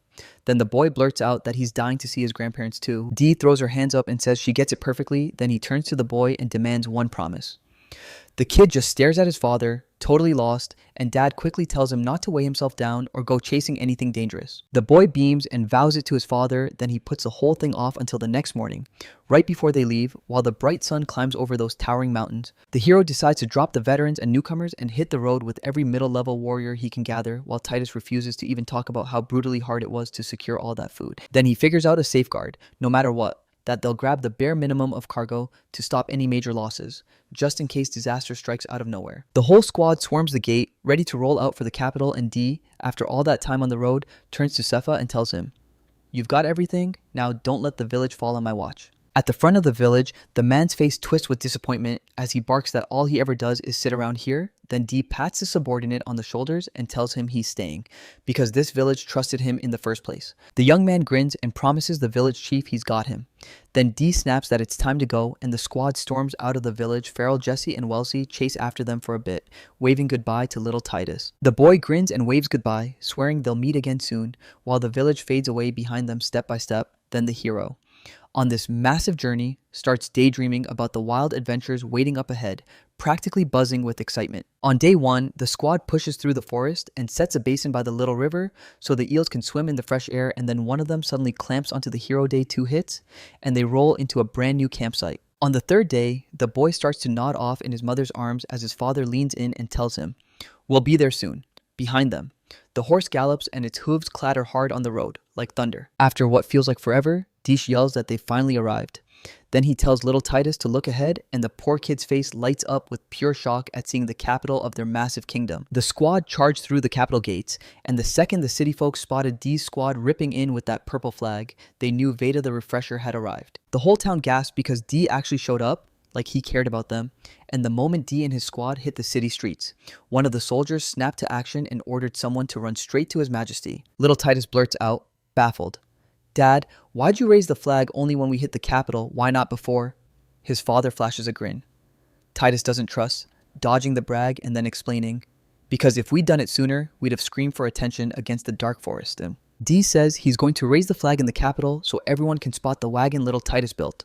Then he leaves his wife and son behind and rushes to the king's reception, while Tin and Titus stay with the village chief, gaping at how awesome he is. A whole squad of merchants is camped right outside the capital gates, whispering and debating why the Refresher just showed up there, spitting out wild theories about a war looming soon or something going down right after young Vitya's visit. Little Titus can't stop staring at the capital skyline, totally blown away by the towering buildings and bustling people, because none of it looks anything like his quiet village back home. Then the young family gets welcomed by royal servants, and one of them tells them the king meeting won't happen for a little while, so the guests can relax. Then the heroes tour every inch of the apartments they've been given, and they can't stop admiring how unbelievably amazing they look. Little Titus pops off his cap and scans the room, grinning like the place just turned magical, while his father crouches beside him and presses, "So what grabbed your attention this much?" Tin says, "We busted our asses to get here, so before we face the audience, we're eating a proper meal." And little Titus nods along like, "Yup, totally." First, the whole family cranks up the heat and sprawls into a steamy hot bath. Little Titus absolutely loves it. Then they head straight for dinner, and the table is overflowing with a mountain of dishes all laid out for him. Everyone digs in and tries each dish, and soon they're all grinning because it's all unbelievably tasty. Then little Titus finally lets out a sigh, kicks back, and tries to relax after that massive, hearty dinner. But then his father scoops him up and blurts, "We can't relax, sorry. We've got to leave early so we'll have time to prep the gifts." And just like that, the boy's mind snaps right back to the audience. The maids beam at the young family, soaking up every warm connection between them. Meanwhile, the heroes push through the packed halls toward the throne room to finally meet the king, weaving through the other royal subjects who've been invited to the same reception. Dee creeps up toward the throne perched on a little hill with a staircase crawling up to it, and little Titus is convinced the village's top dog should be standing here too, right up closest to that throne. It hits the hero, sure, his father's far from the throne, but that doesn't mean he doesn't have a place there. Still, from this distance, little Titus won't be able to read the look on his father's face. Suddenly, the crowd erupts with, "Rigveda is here." Everyone bows at once, holding their breath as the ruler's footsteps finally start to click in, slow and unstoppable, and even little Titus goes stone still, trembling with anticipation to finally lay eyes on this legend. Right out of nowhere, the king storms onto the throne and tells Dee they haven't seen each other in ages. He's even heard all about Dee's wins. Dee doesn't even lift his head, just nods and starts to bring up the king's health, but the ruler snaps him shut, saying they'll talk about that later. Everyone in the room reels from this crazy talk between the king and his loyal subject, and little Titus can feel the tension choking the air, so the scene slips into the king's cozy reception room, where everyone present keeps kneeling. Dee doesn't even lift his eyes off the floor and still tells the king, "It's been ages since I've been here." The king lets him look up and then turns to the young family, warning them not to mind the guards before he leans in and fires the same question again and again. "It's been too long," he says, and keeps urging the man to raise his head because he wants to stare straight at his face. The entire family creeps their heads up toward the king. Then the ruler jolts forward and shoves his face right near little Titus, and Titus goes death pale. The king bursts into loud laughter, blurts out an apology, and gently pats his head, saying the boy is already pretty big. Then the kid drops his head, declares it's a huge honor to meet the king face to face, and introduces himself as the son of D, the one who brings the Veda back to life, before finishing with a final, confident line, "My name is Titus." The king demands the child lift his head to look at him, then the man praises little Titus like he's perfect. Next, the king drops his real name, Rig Vito, and he makes it clear if anything goes wrong, the boy can come straight to him. Right then, a short man strides up to the king and snaps that he can end all these pointless conversations. Then he admits he only knows the story in broad strokes and begs to hear the full details. Turns out, this guy is the king's prime minister. D greets him like, "All right, now I'll lay it all out in a nutshell." And then D spills everything to me, Vetia's surprise visit, the chaos she dropped on the whole family, and that wild little cart Titus built to carry the eel. D explains it all. No missing pieces. The king heard it all, grabbed his head, and snapped that his daughter was a naughty girl. Then the man finally got it. This was why Veti had volunteered to inspect the nearby villages. Then he snaps that he's not saying she should copy D's son, but if she could just cool off a bit, it'd be perfect. The prime minister turns to the king and asks if he thinks he spoiled his daughter too much. Right now, the king snaps the conversation straight to the cart crafted by little Titus and asks if that's the same thing that gets hitched to the horse. The prime minister stares at Father Titus, stunned and baffled, while Father Titus just looks off the other way. Little Titus rushes up to the king and breaks down exactly how his device works, saying the horse is pulling something like a cart, and then he grins with a thing like this. One horse can haul way more goods than you ever thought possible. The king leans in, watching the boy's whole demonstration like it's the most important thing in the world. And once the boy finishes, the king nods and says Titus's idea is seriously fascinating. Then he turns to D and demands to know how he ever came up with something like that. The village chief swears up and down that Titus alone invented it. Then the man leans in and says, "Madam promised that little Titus's fate would be lit up by mercy." The king and his prime minister lock eyes, and the king snaps, "I can barely believe a little kid could cook up something like this." Then he leans in and adds, "But if Madam said it, then it's the truth." Right then, the boy's mother barges into the moment, begging His Majesty, "Please don't take little Titus away." The king tells Tin, "Don't panic," and swears that even if he'd never figured out how selfish his daughter was, he still would have never torn her away from the child. The girl beams at the Lord, pure happiness, gratitude, and joy spilling from her eyes, then bows her head in thankful reverence. Right then, the prime minister strides up to D and fires a question. Is that smoked fish D's been talking about really the idea of little Tita? He's claiming this long-lasting fish is a game-changing invention politically and militarily, and the prime minister fires back that she's already incredibly beloved by the soldiers. Suddenly, the king whips around to Titus and declares that the boy has boosted the soldiers' spirits like never before. Then he heaps on praise, calling him a great fellow. Next, the king drops the cheer and gets right down to it, asking the young family when they'll cook them up an eel. The scene jumps to eels paddling in a wooden basin, and Tin blurts out that they're still alive, so everyone has to cook them fast. The family and the kitchen crew get to work right away. They slice the eel, smoke it, skewer it up, and prep it for serving. Once the cooking's done, they drag the finished fish out to the king for his judgment. The ruler beams and praises the eel's dazzling whiteness, while the taster skulks behind the man, looking crushed. He takes one bite of fish, sniffing out poison before it can strike, and the loyalist's face lights up with pure shock. Then he swivels to the king and says, "Go ahead, I can try." The king pops a tiny bite of fish into his mouth, then lights up, because he's absolutely loving the dish, calling the flavor insanely rich. He even admits the eel's packed with fat, yet somehow it chews so perfectly. The man gushes that this dish smells amazing, pure, refined, top tier. Then D strides up to the ruler and blurts out that the eel he's bringing to the king is cooked in a totally different way, urging the king to take a bite right now. The ruler takes one look at the eel his loyal servant brought him and shrugs like, "Yeah, it's just the same thing I tried earlier, only dressed in a different color." The king and his prime minister decide to test a brand new way of cooking eel, and after the prime minister takes one bite, his face lights up. This isn't eel like before. He swears it's so soft and light it almost melts, yet the flavor hits you with spicy heat and sweet calm at the same time. The king calls the prime minister spot on, then keeps digging in one bite after another, while the ruler admits the flavors were so tasty they stole her breath, and the king even praises everyone for a job well done. The whole family finally exhales in relief, thrilled that the king loved the dishes they cooked. The king praises everyone for a job well done. Then the prime minister strides in and announces that, because of this, they've decided to ramp up eel consumption from now on and start preparing eel dishes for everyone. Suddenly, the king hammers his fist onto the table with earth-shaking force, and almost every loyal subject jolts in their seats. Titus nearly has a heart attack from the roar, but he snaps back in time and realizes they're pounding the table with their fists to shout their approval. The king whips around to D and declares he's brought their country a gift so worthy it demands applause, so the ruler decides to reward him and asks D what he wants. And the faithful servant immediately drops to his knees in pure respect. Little Titus just knows his father will rein it in, but his mom won't let that happen.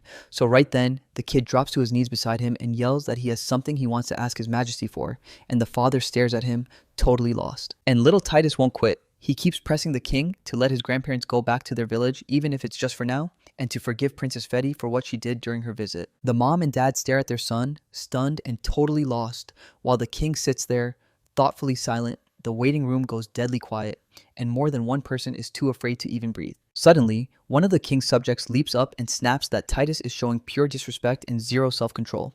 But Titus fires back, insisting his grandpa and grandma didn't do a thing. One kid blurts out, "Do you get what I'm saying?" Titus asks, and the child just doesn't understand why Titus thinks he can boss the king around. He keeps screaming, claiming he does, then suddenly insists, "Even I know a person has to own up to the mistakes they make." A sudden hand clamps onto Titus's shoulder. He whips around and there stands his father, glaring down with pure gloom, ready to swing and slap him for disrespecting the king. The hand surges toward Titus. Then the king barks an order and Dizan's father slams on the brakes, freezing a few centimeters from his son's face. Everyone drops to their knees except the king, who strides forward, picks Titus up right off the ground and asks, stunned, if he's really just 2 years old, then declares Titus a truly brave boy. The king translates Titus as ruling people, praising it as a truly great name. Then the man leans in and says he wants to ask the boy a question. The king snaps back that Titus was talking about a temporary return, and the man immediately asks, "So what did he mean?" The boy insists that even if it's a mistake, it'll still be a nightmare if His Majesty suddenly cancels Princess Veda's order, and Titus adds that, in that situation, his parents would be over the moon if his grandparents could come back to the village at least to rest. Sometimes, Titus admits he thinks it'll be brutally hard to get everyone to agree to it, and the king just stares at the kid with a big, confused look. Then he bursts into loud laughter across the whole hall, saying his daughter is still growing, and he adds that little Titus, setting his own wants aside, chose to ask him for something for his parents. Then the king snaps and demands, "Was this your daughter Vitya's mistake?" And the hero fires back, "When the princess went to the villages and reported all the things they make to the king, she secretly left something out." Little Titus snaps that Princess Vieti tried to split his parents behind the king's back, and he calls it straight up unfair, then fires back. "So does my dad really seem that unreliable to you?" The king snaps back that the princess never told him a thing, and he rages that it's downright unfair. The king shuts this down fast and tells Veti he can't keep acting like this. Then the man steps up, praises Titus as a good boy, and says he's doing great, before he blasts out a loud question to D. Is it true what Titus just said? He clamps his lips tight, then answers clearly, "Yes, it is." The king flashes a smile and declares it's amazing, truly wonderful, and then admits he's always dreamed of a bright future for this country. He tells everyone he wants his country to shine forever, then he admits they're not gods, they can mess up, and he'll fix that mistake for the sake of justice. Every loyal subject stays locked on their knees, and then bam, the king hammers his fist on the table again, roaring louder than before. The whole room erupts, shouting "yes" like it's a battle cry. The king and the prime minister lock eyes, trading a sharp, silent glance. Then the ruler leans in and says, "Because I respect everything Titus has done, I'm letting your grandparents slip back to the village for now after that warning I sent earlier." And he adds, "I want this boy to keep climbing higher and higher." Then the king whips back to the boy and unleashes a new command about Princess Vitya. He hands her over to D for re-education, and from that day on, for years and years, the king's word makes it clear Vitya is forbidden to marry D. The king snaps his gaze to Titus's stunned parents and says he's counting on D to use everything Titus is about to hand him. The hero totally doesn't get what the king is saying. Then his mind slams with shock, and fear hits hard at the thought that Princess Vitya is going to live under the same roof as him. The king gives a sly, barely there smile. When Titus finally reached the kingdom, he and his parents somehow got an audience with the king, and during that meeting, they proved to him that the eel was actually worth eating. Little Titus, still riding the heat of his own bravery, rushed to the king and begged for one thing: permission for his grandma and grandpa to go home, even if only for a little while, and he threw in a desperate plea to not punish Vati. But right in the back of his mind, Titus knew the truth for that kind of insolence.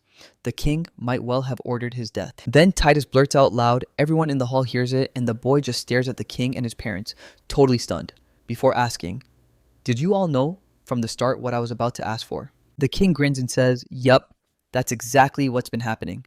Then he tells Titus, "Me and Dee talked for ages yesterday about the prize you thought you wanted." And Titus stares back, baffled, yelling, "So you're telling me you've been mocking me this whole time?" The king just laughs like, "Yeah, that's probably it." Titus gets crushed in a family hug, and Dee admits that, yeah, the kid promised to stay quiet and not pull anything dumb, but they still played it safe and mapped everything out ahead of time. Tin chimes in, relieved there were 0 wild outbursts. Titus gapes at the adults, cheeks burning with embarrassment and a sting of offense.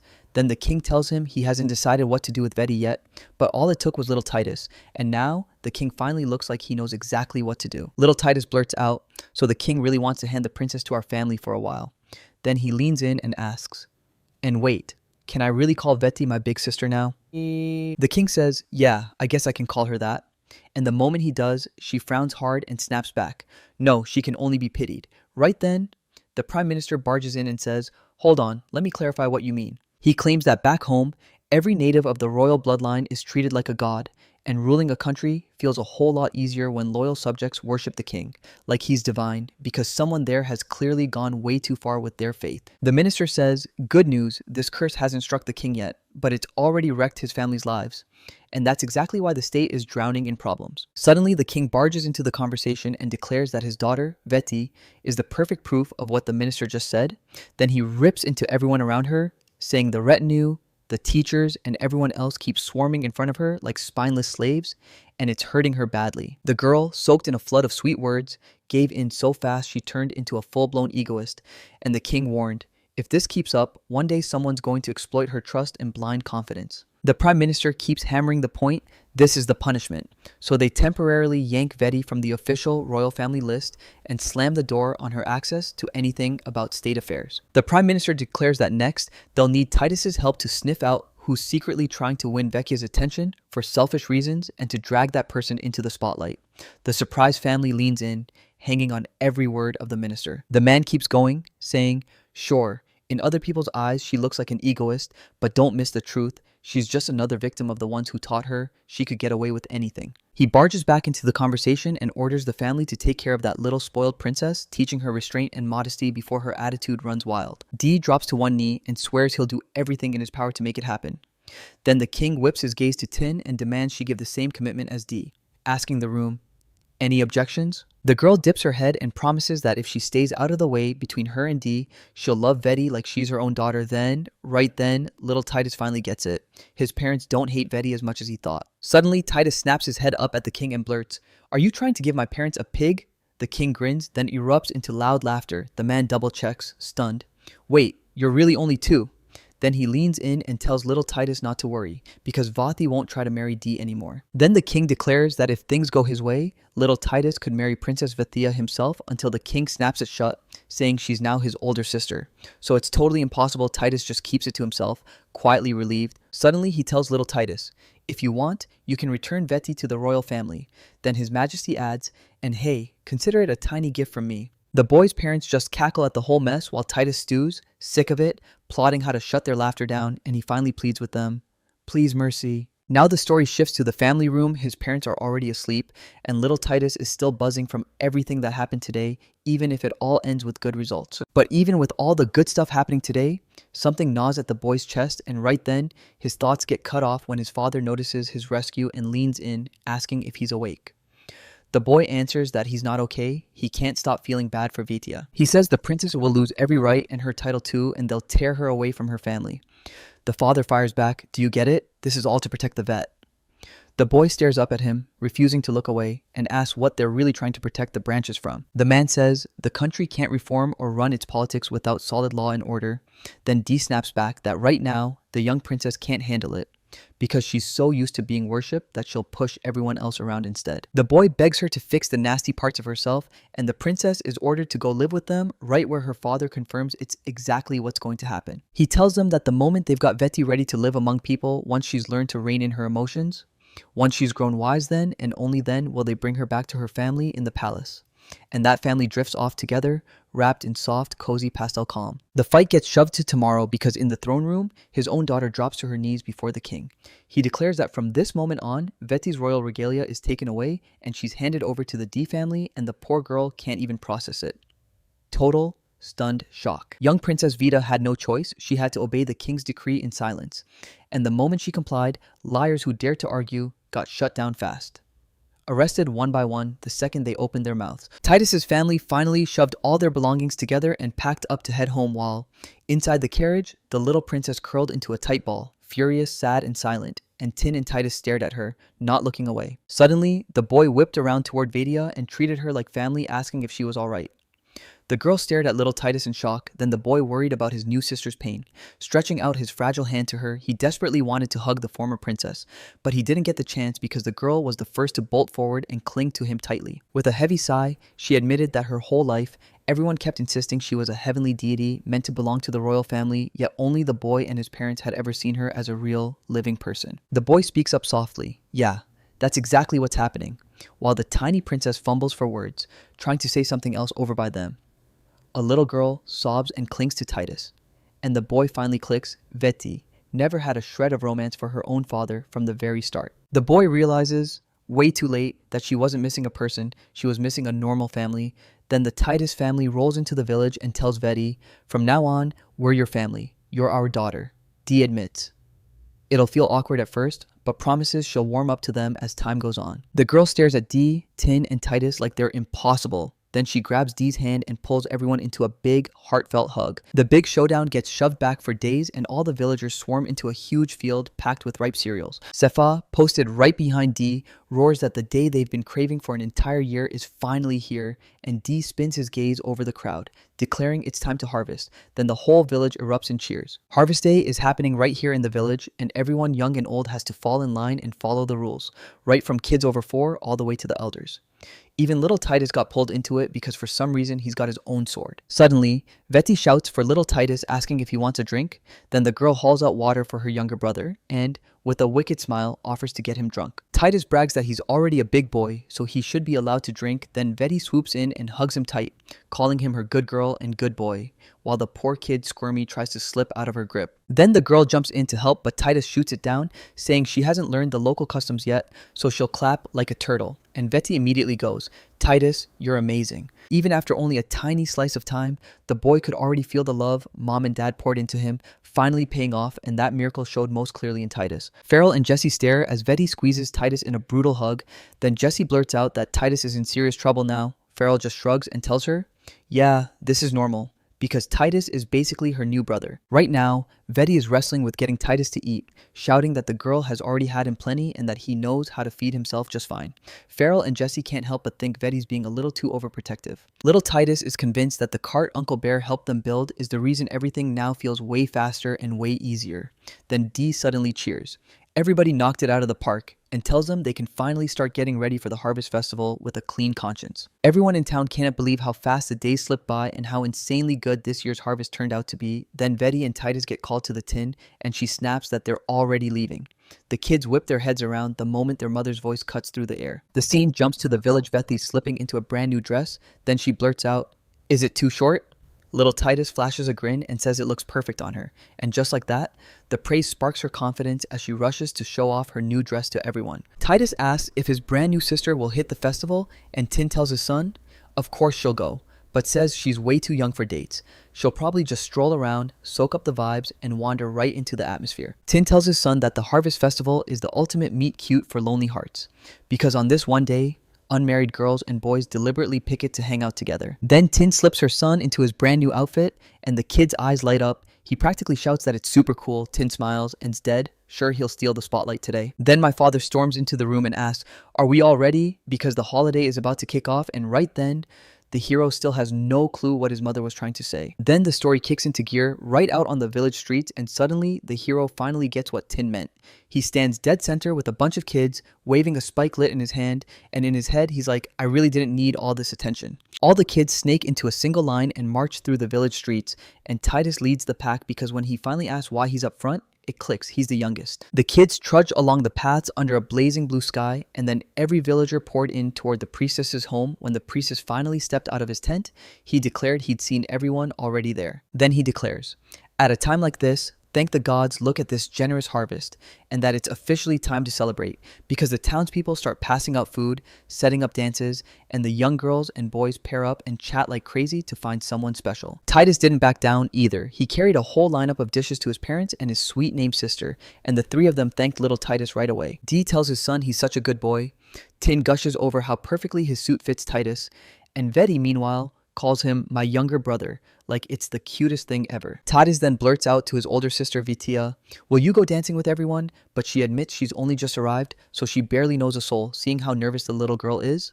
Tadis decides to watch from the side. Then Titus orders everyone to dig into the food he just hauled in right away before it cools off, and Tin can't stop praising him for it.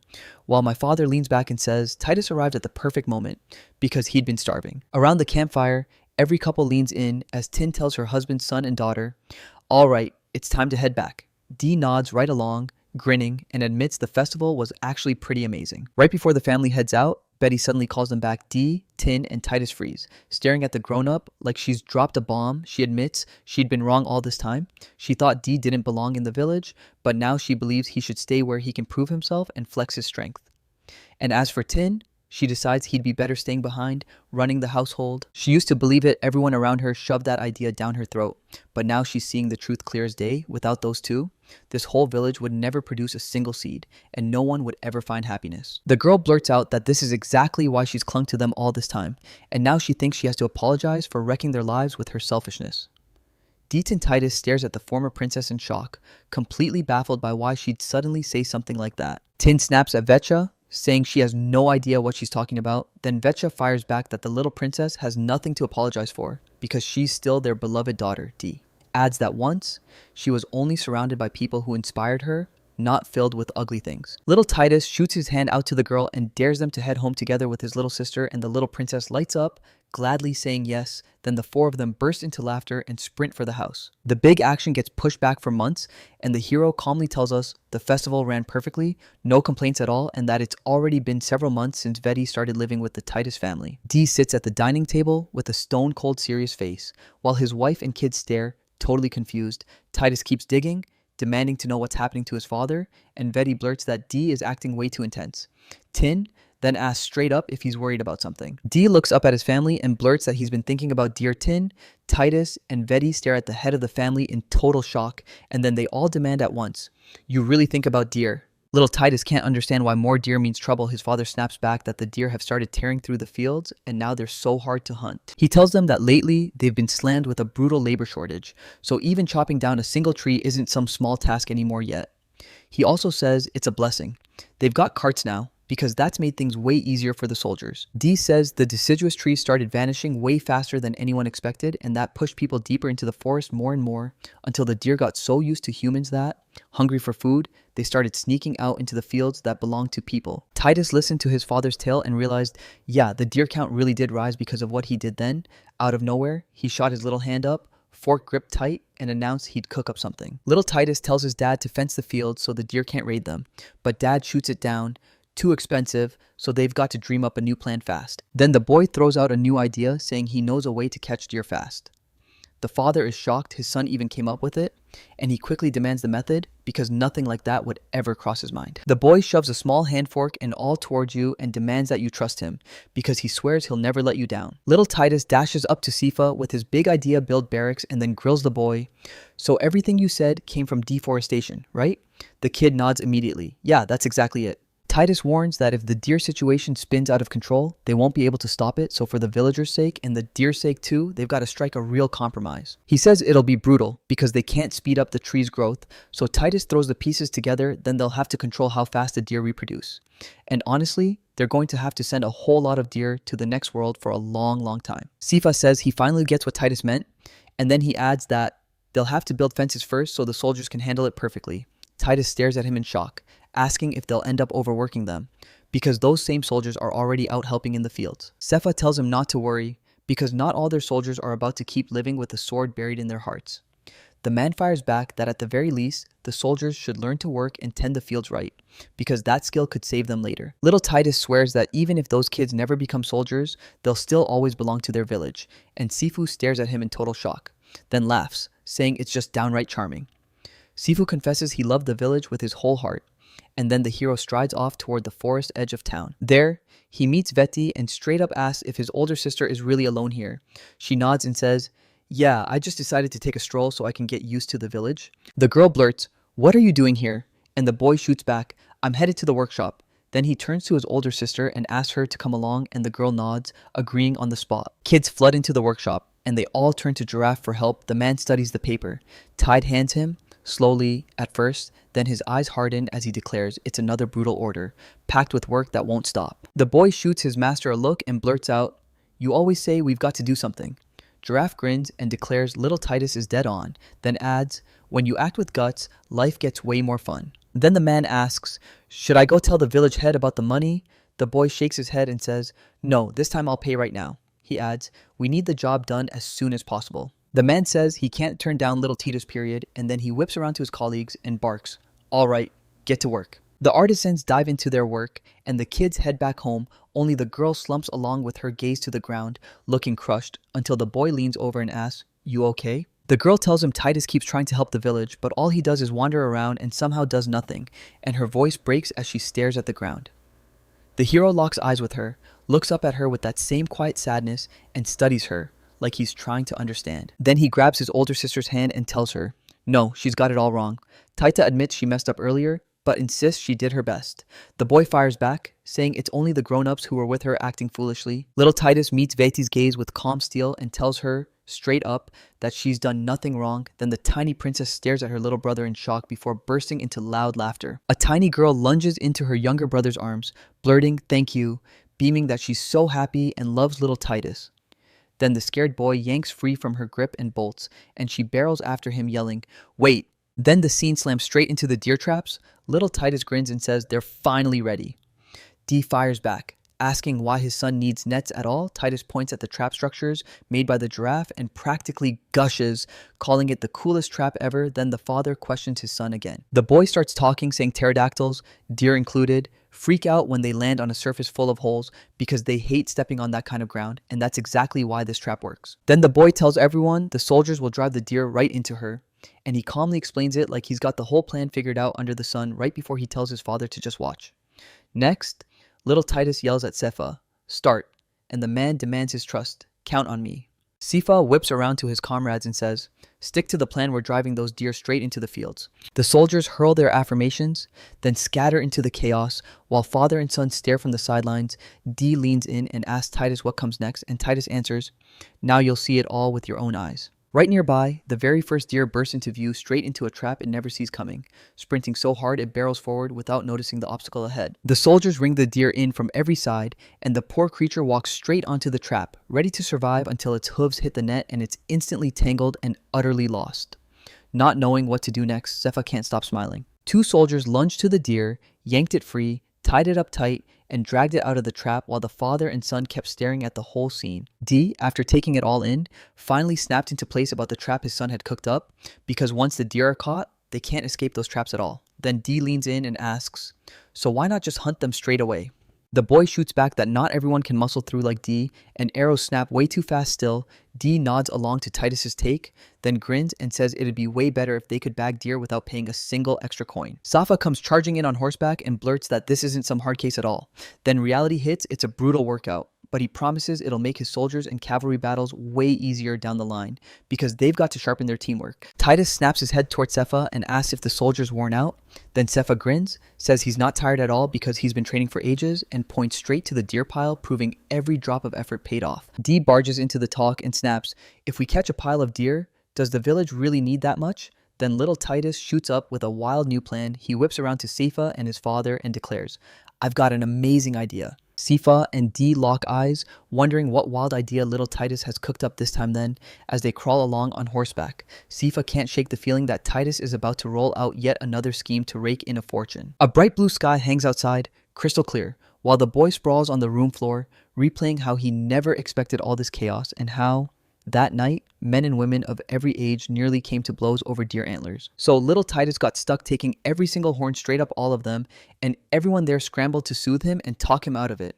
but nothing worked. Because people didn't have convincing faces, they had their whole deal written right on them. Then little Titus slipped into the workshop and started working on the horns. Right then, Veti burst into the room and stared at her younger brother in shock. The girl sneaked up behind him and demanded to know what he was up to now. Titus snapped back that he was grinding deer antlers to make medicine. Then, Veti jabbed at a nearby vase and asked what was inside, and the boy answered without hesitation, "That's where I put the venison." Veti gapes at his brother in shock and blurts out why he'd do it, but the kid only smirks and tells him, "You'll understand soon," before pushing the whole thing back for a few days. Then little Titus runs to his mother and proudly shows off a medicine brewed from deer antlers. Tin practically beams as she swallows the medicine her precious son brewed, and she shoots Titus a grateful thanks. Then the boy leans close to his mother and whispers that these pills can only be taken one at a time. Tin tells her son, "You can count on me." The boy stares at her, totally lost. Then his thoughts click into place, so the medicine really worked, and now he's ready to jump into the next stage. Little Titus hauled the venison out of the jug to dry, then cooked it in the very same smokehouse where he'd once smoked fish. Then the boy let the meat sit overnight, and the next morning he gave it a quick, light fry. After everything was ready, he rushed to call his parents and proudly unveiled his new invention, venison jerky. Titus's father was the very first one to bite. He was absolutely loving the cooked meat. It was way softer than he ever expected. And Tin felt the same way. She swore it tasted better than when it gets fried. And on top of that, salted takes longer, while cooking it this way happens fast. Vanity swore that the more she chose it, the tastier it became, and she joked she could have eaten it forever. Now the whole family is digging into that perfectly cooked meat, enjoying every bite. The boy claims it's the easiest way to cook meat on a camping trip, and the father quizzes him. "You did it the same way you cook fish, right?" Before grinning and saying he's sure people will be lining up for this kind of meat. Titus leans into his father and asks if they can bag a ton of deer for once. And D snaps back that it's not only about meat, they can hunt for even more than that. D says that someday he'll be able to sell meat like this, and the boy practically bursts with joy because in his head, this is the kind of plan that'll rake in a fortune for them. The hero realizes all that deer trap money paid off, and the boy starts pitching wild ideas, turn skins into profit, bones and guts into fertilizer, and somehow they crack the deer problem for good. And now they're selling dried meat. Little Titus stares up at his father's intense face and asks, "So the meat I cooked is getting sold?" His father nods and says, "Yeah, and it's flying off the shelves." D says they grab up every last bit of meat, including the kind they're supposedly making, then jack up the price through the roof, and it leaves Titus's father standing there, feeling completely awkward. Little Titus leans in to comfort his father, insisting they're not tricking a soul, so there's no reason for awkwardness. Then he admits to himself in private that the village won't be short on money anytime soon. The big action gets shoved months into the future right on today's date. Little Titus is celebrating his birthday. Tin admits he drives her crazy sometimes, but she's also insanely proud of him.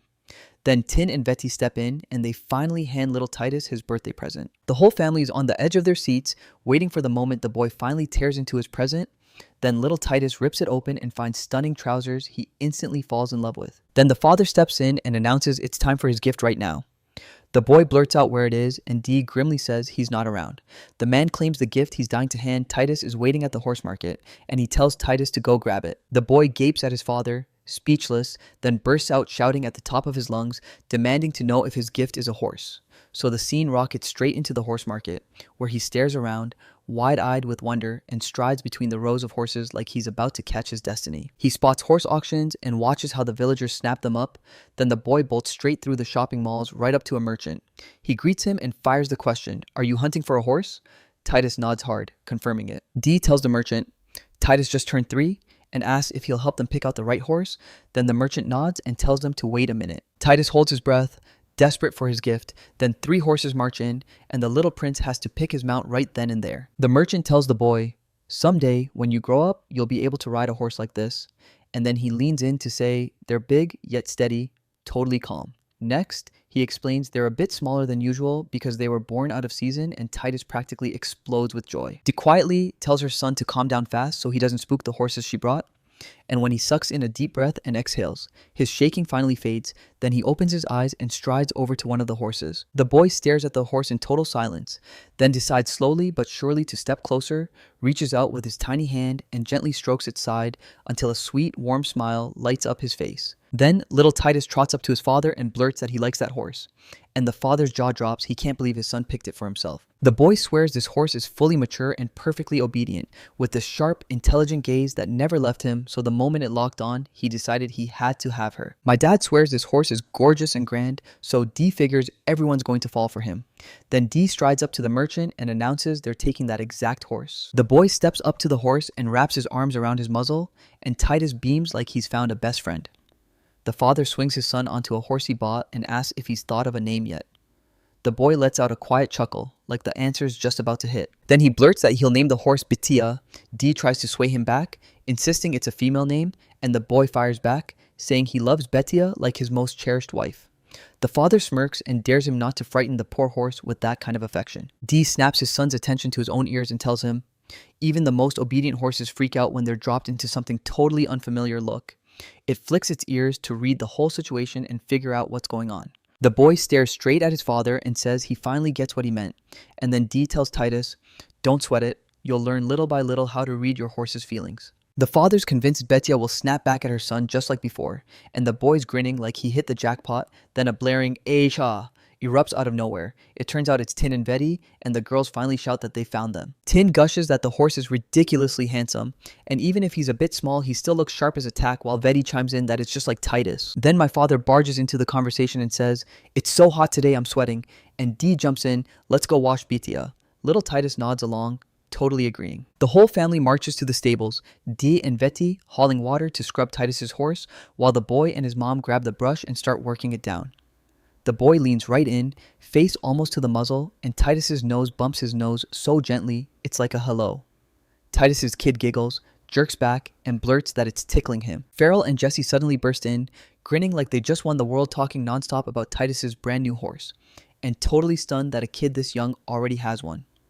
The boy quickly tells his friends, don't scream, then turns to the girls and proudly introduces the horse, saying its name is Betia, and the moment they hear that name, the girls can't help but melt. Then D slides into the conversation and tells you again how happy birthday you should be, and father replies, saying that thanks to everything Titus cooked up last year, they finally got to focus on wheat. Then the man promises that next year they'll have even more horses and swears it's all thanks to Titus. D finishes his speech by thanking little Titus for saving him, and the boy just stares at his parents and sister, shocked, speechless. Then he grins and gladly nods along with his father's words, because deep down, the boy knows just how wild this last year has been, and he can finally feel the family getting replenished, but now he's stuck wondering what kind of trouble, joy, or surprises next year will bring. The boy is buzzing with the thought of fresh adventures and big wins then, right then and there, everyone nearby swarms around the horse, talking over each other like something huge is about to happen. Then the story jumps to the day little Titus learns to ride, and his father throws him in with steady, careful hands,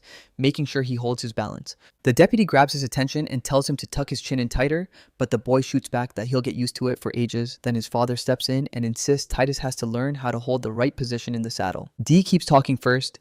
His son has to start trusting his horse, then he has to push Betia to learn everything as fast as possible, and he has to get himself used to it all too. D then clocks it. Titus has started flying high in the clouds, and the boy can't help thinking his dad is way too strict when it comes to horses. Then the story slams over to Vathi, and Titus, Vathi's sister, tells Vathi that Titus has somehow grown up, and the boy shoots back, "Are you sure?" while Vedi shrugs and admits he only grew up a little. Then he pulls him into a hug and blurts out that he's super handsome and cute, like, no question about it. Right then, Giraffe strides up and announces that little Titus has officially matured, and he just assumes it's because the boy turned 3 not long ago. Little Titus sidesteps the topic and blurts out, "Hey, has Giraffe finished with your order?" The man answers that he'd already built a pump for a huge chagir, then leans in and declares that wood resin is magic stuff because it seals water out completely. The hero even breaks it down. Wood resin is the leftover liquid after wood vinegar, and when it dries, it turns into a tough, waterproof adhesive, and it's pretty safe for humans too. The hero says they're pushing ahead to build a huge shigur to bring water to the farmland, and they even use resin to keep the wheel from falling apart. Then he stares at the pump's blueprint and mutters that everything looks perfect. Then the hero grabs Giraffe's attention and begs him not to slack on making more resin, because it's going to be a lifesaver for them later.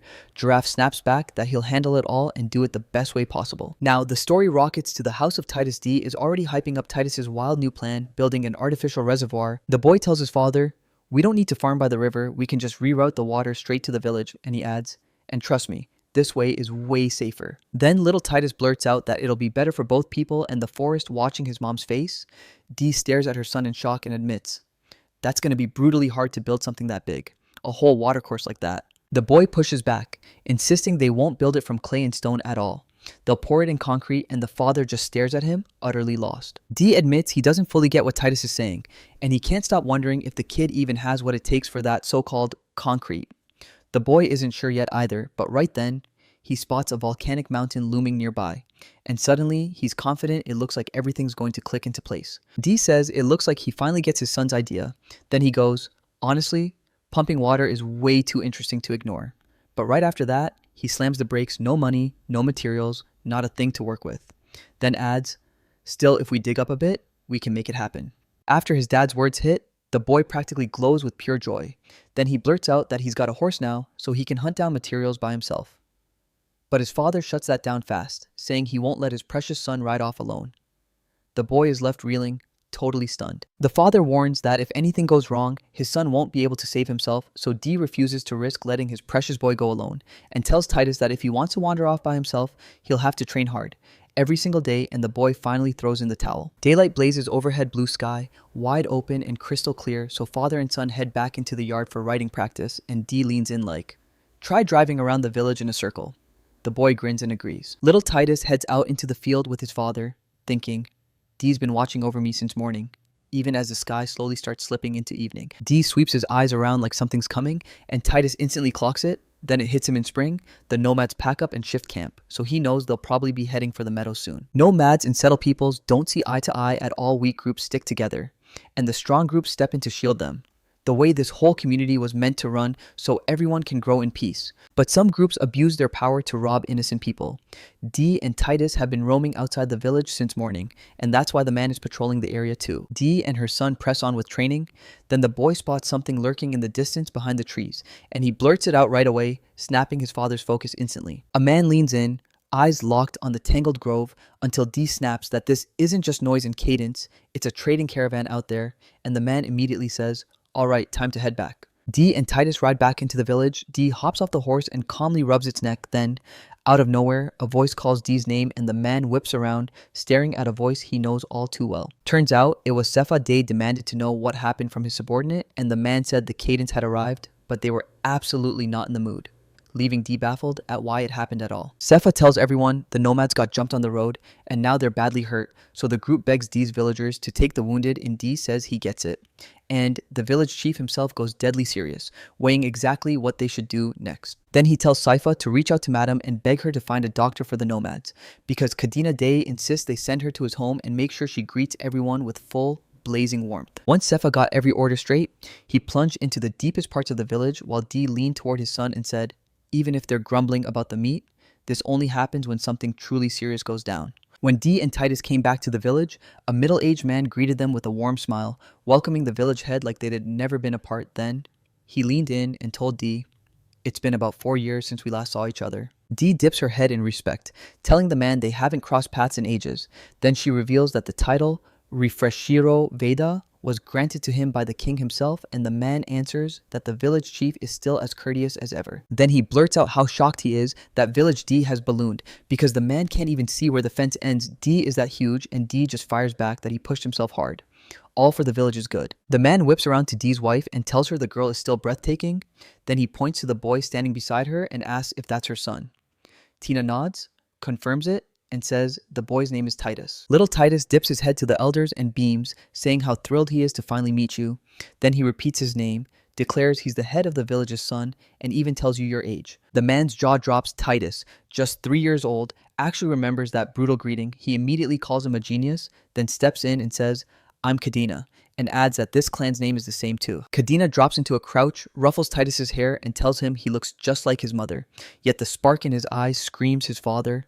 Then the man orders Titus to buckle down and study hard, because someday he'll become a great heir for.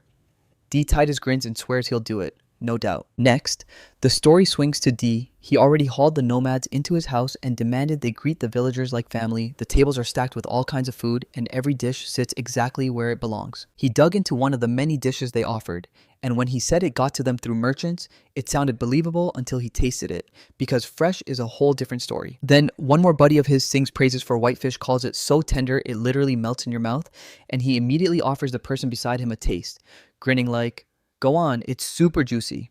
While the nomads chowed down, Kadena leaned in and chatted with D and his family, and D kept insisting that everything's fine back in Dai, especially since the village head used to be so poor. D blurts out that they used to choke on mud and drink from puddles, but now life has gotten way better, and they truly busted their tails just to survive and move on.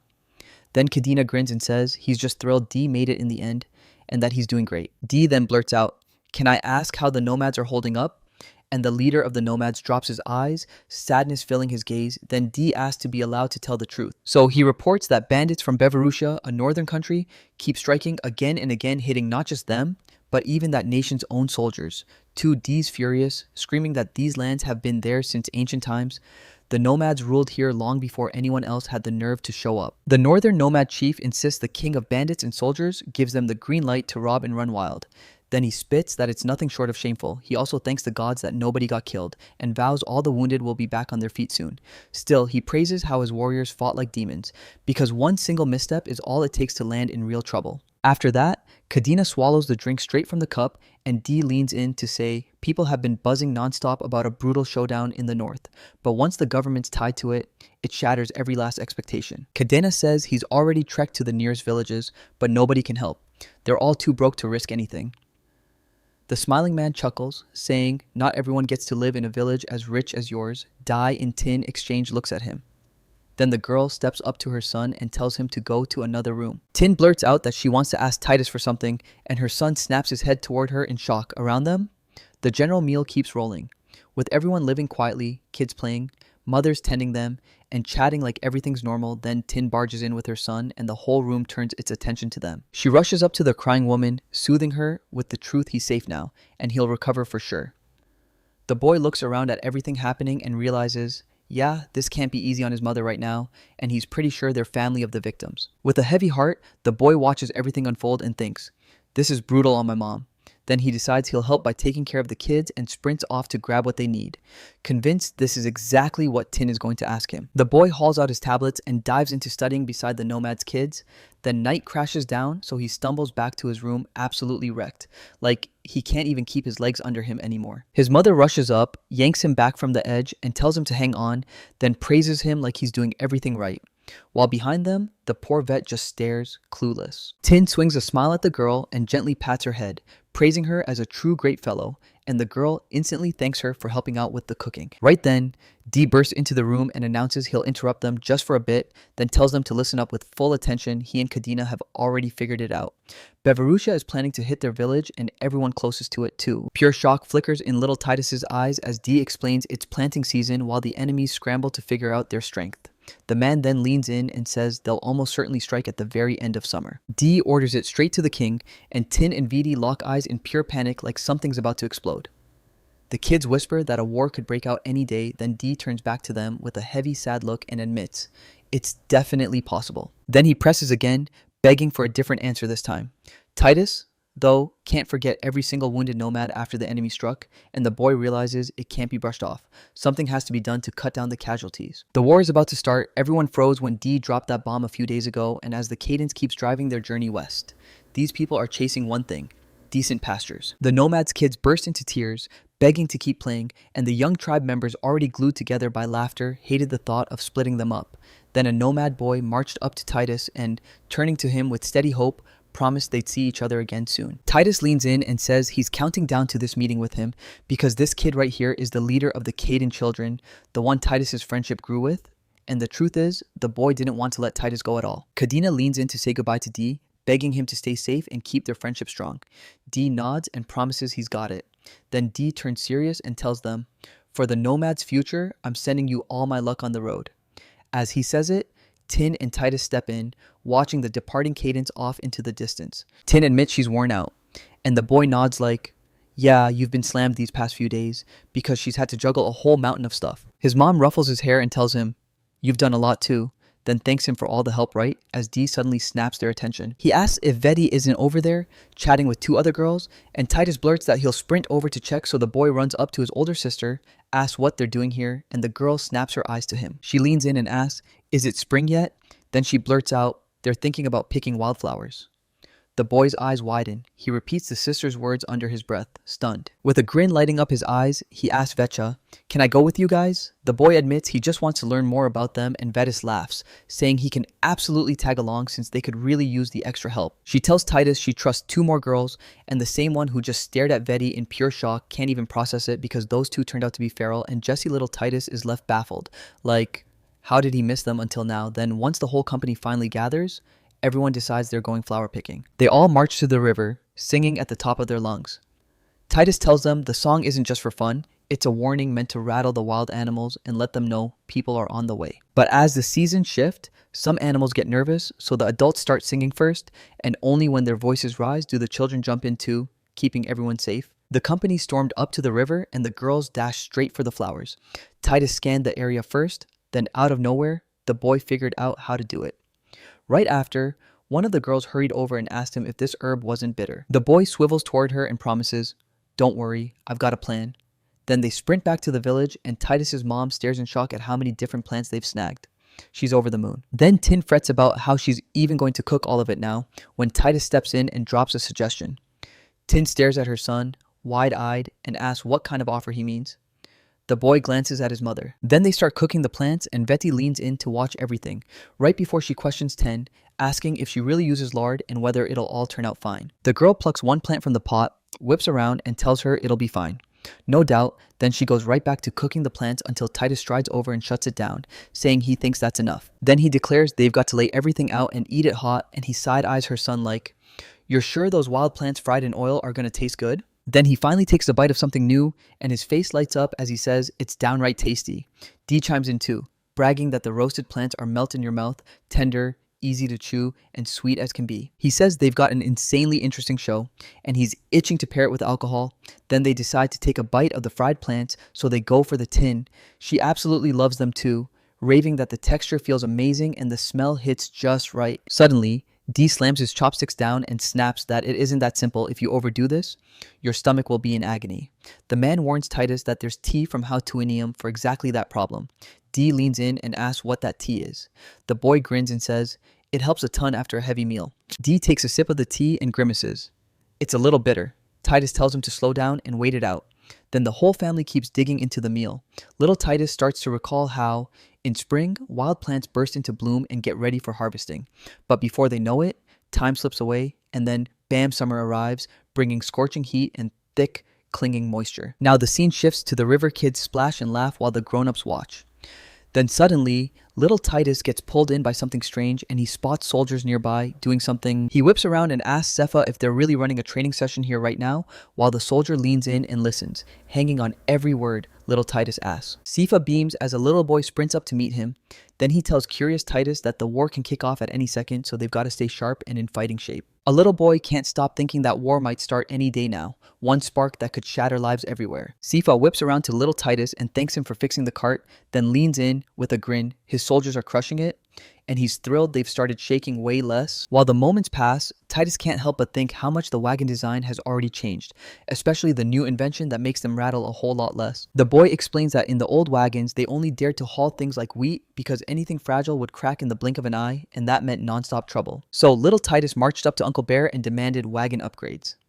Sepha insists Giraffe crafted these super comfy carts, and the moment they hit the road, people rush straight to the king just to brag. The boy lets out a happy laugh, saying he can't wait for everyone to come back soon, and little Titus mutters to himself about what kind of thank you he thinks he'll get for fixing those wagons. Titus suddenly remembers the king swore he'd hand over several barrels of wine, and the boy can't stop daydreaming about what that reward for all his hard work is going to look like. Little Titus is convinced wine is pure treasure and getting it isn't simple at all, but once he learns how to distill liquor from it, he can cash that value in to snag foreign goods later. Suddenly, one of the soldiers spots Titus and calls him over, saying he's been hunting for him for ages. He shouts that the wagons have already come back from the capital, and Titus just whispers that the rumors really were true after all. Then he drops the bombshell "one small problem" and tells me to come take a look right now, while Sepha and Titus shoot each other worried glances. They peel away from the river, pushing through the forest first and then out into the open field while Titus rests in his mother's loving arms. Together, they drift toward their father, who studies the horizon like he's searching for answers. Tin calls out to him, and he snaps his attention to her voice. All three of them drop their gaze in shock up here on this towering plateau, where a massive sea of grass spreads out. they can finally see a long, heavily loaded caravan of wagons stretching for miles. Sepha grabbed a tight squad of soldiers and marched to meet the guests right as they crossed straight into the crown's trade caravan. The soldiers, the CFA, and D were completely blindsided because in the capital, they churned out even more wagons and stuffed them to the brim with all kinds of materials and fabrics, stuff that could be used for almost any craft. Then D sifted through the attached list on those overloaded wagons and bam, he stumbled on a shock gift from His Highness, a whole mountain of alcohol, sent by his king, the one who promised little Titus. Along with the goods, D was handed a letter from His Highness, then he stared at the royal messenger like he'd just seen a ghost. The second D cracked open the letter and read every line. A sharp, crafty grin lit up his lips because this brave warrior and great dad already knew he'd uncovered something big. He shoved the letter into his son's hands and said the king himself really loved the carts little Titus had built and kept upgrading. The boy stared at him, wide-eyed with shock, then glanced down at the letter like it was burning. The boy slowly cracked open the letter his father had handed him, holding his breath the whole time. Then the words hit and shock lit up his face. Right then, D turned back to his son and told him he more than deserved a proper reward. The boy stares at his father, stunned and utterly lost, when boom, two elderly people in blazing bright clothes step out from one of the crowded carts and a man rushes in to help the woman down. Tin stares at everyone stepping out of that place like they've cast a spell on her. She straight up can't wrap her head around what she's seeing. Turns out, it was Titus's grandparents. Tin spotted them and started yelling, "Mom, Dad," at the top of her lungs, and then her father blurted out that they hadn't seen her in ages, while her mom smiled and said she was just happy they were all doing well. Little Titus can't even blink, his eyes go wide as he spots his grandparents standing there, and he still can't wrap his head around it.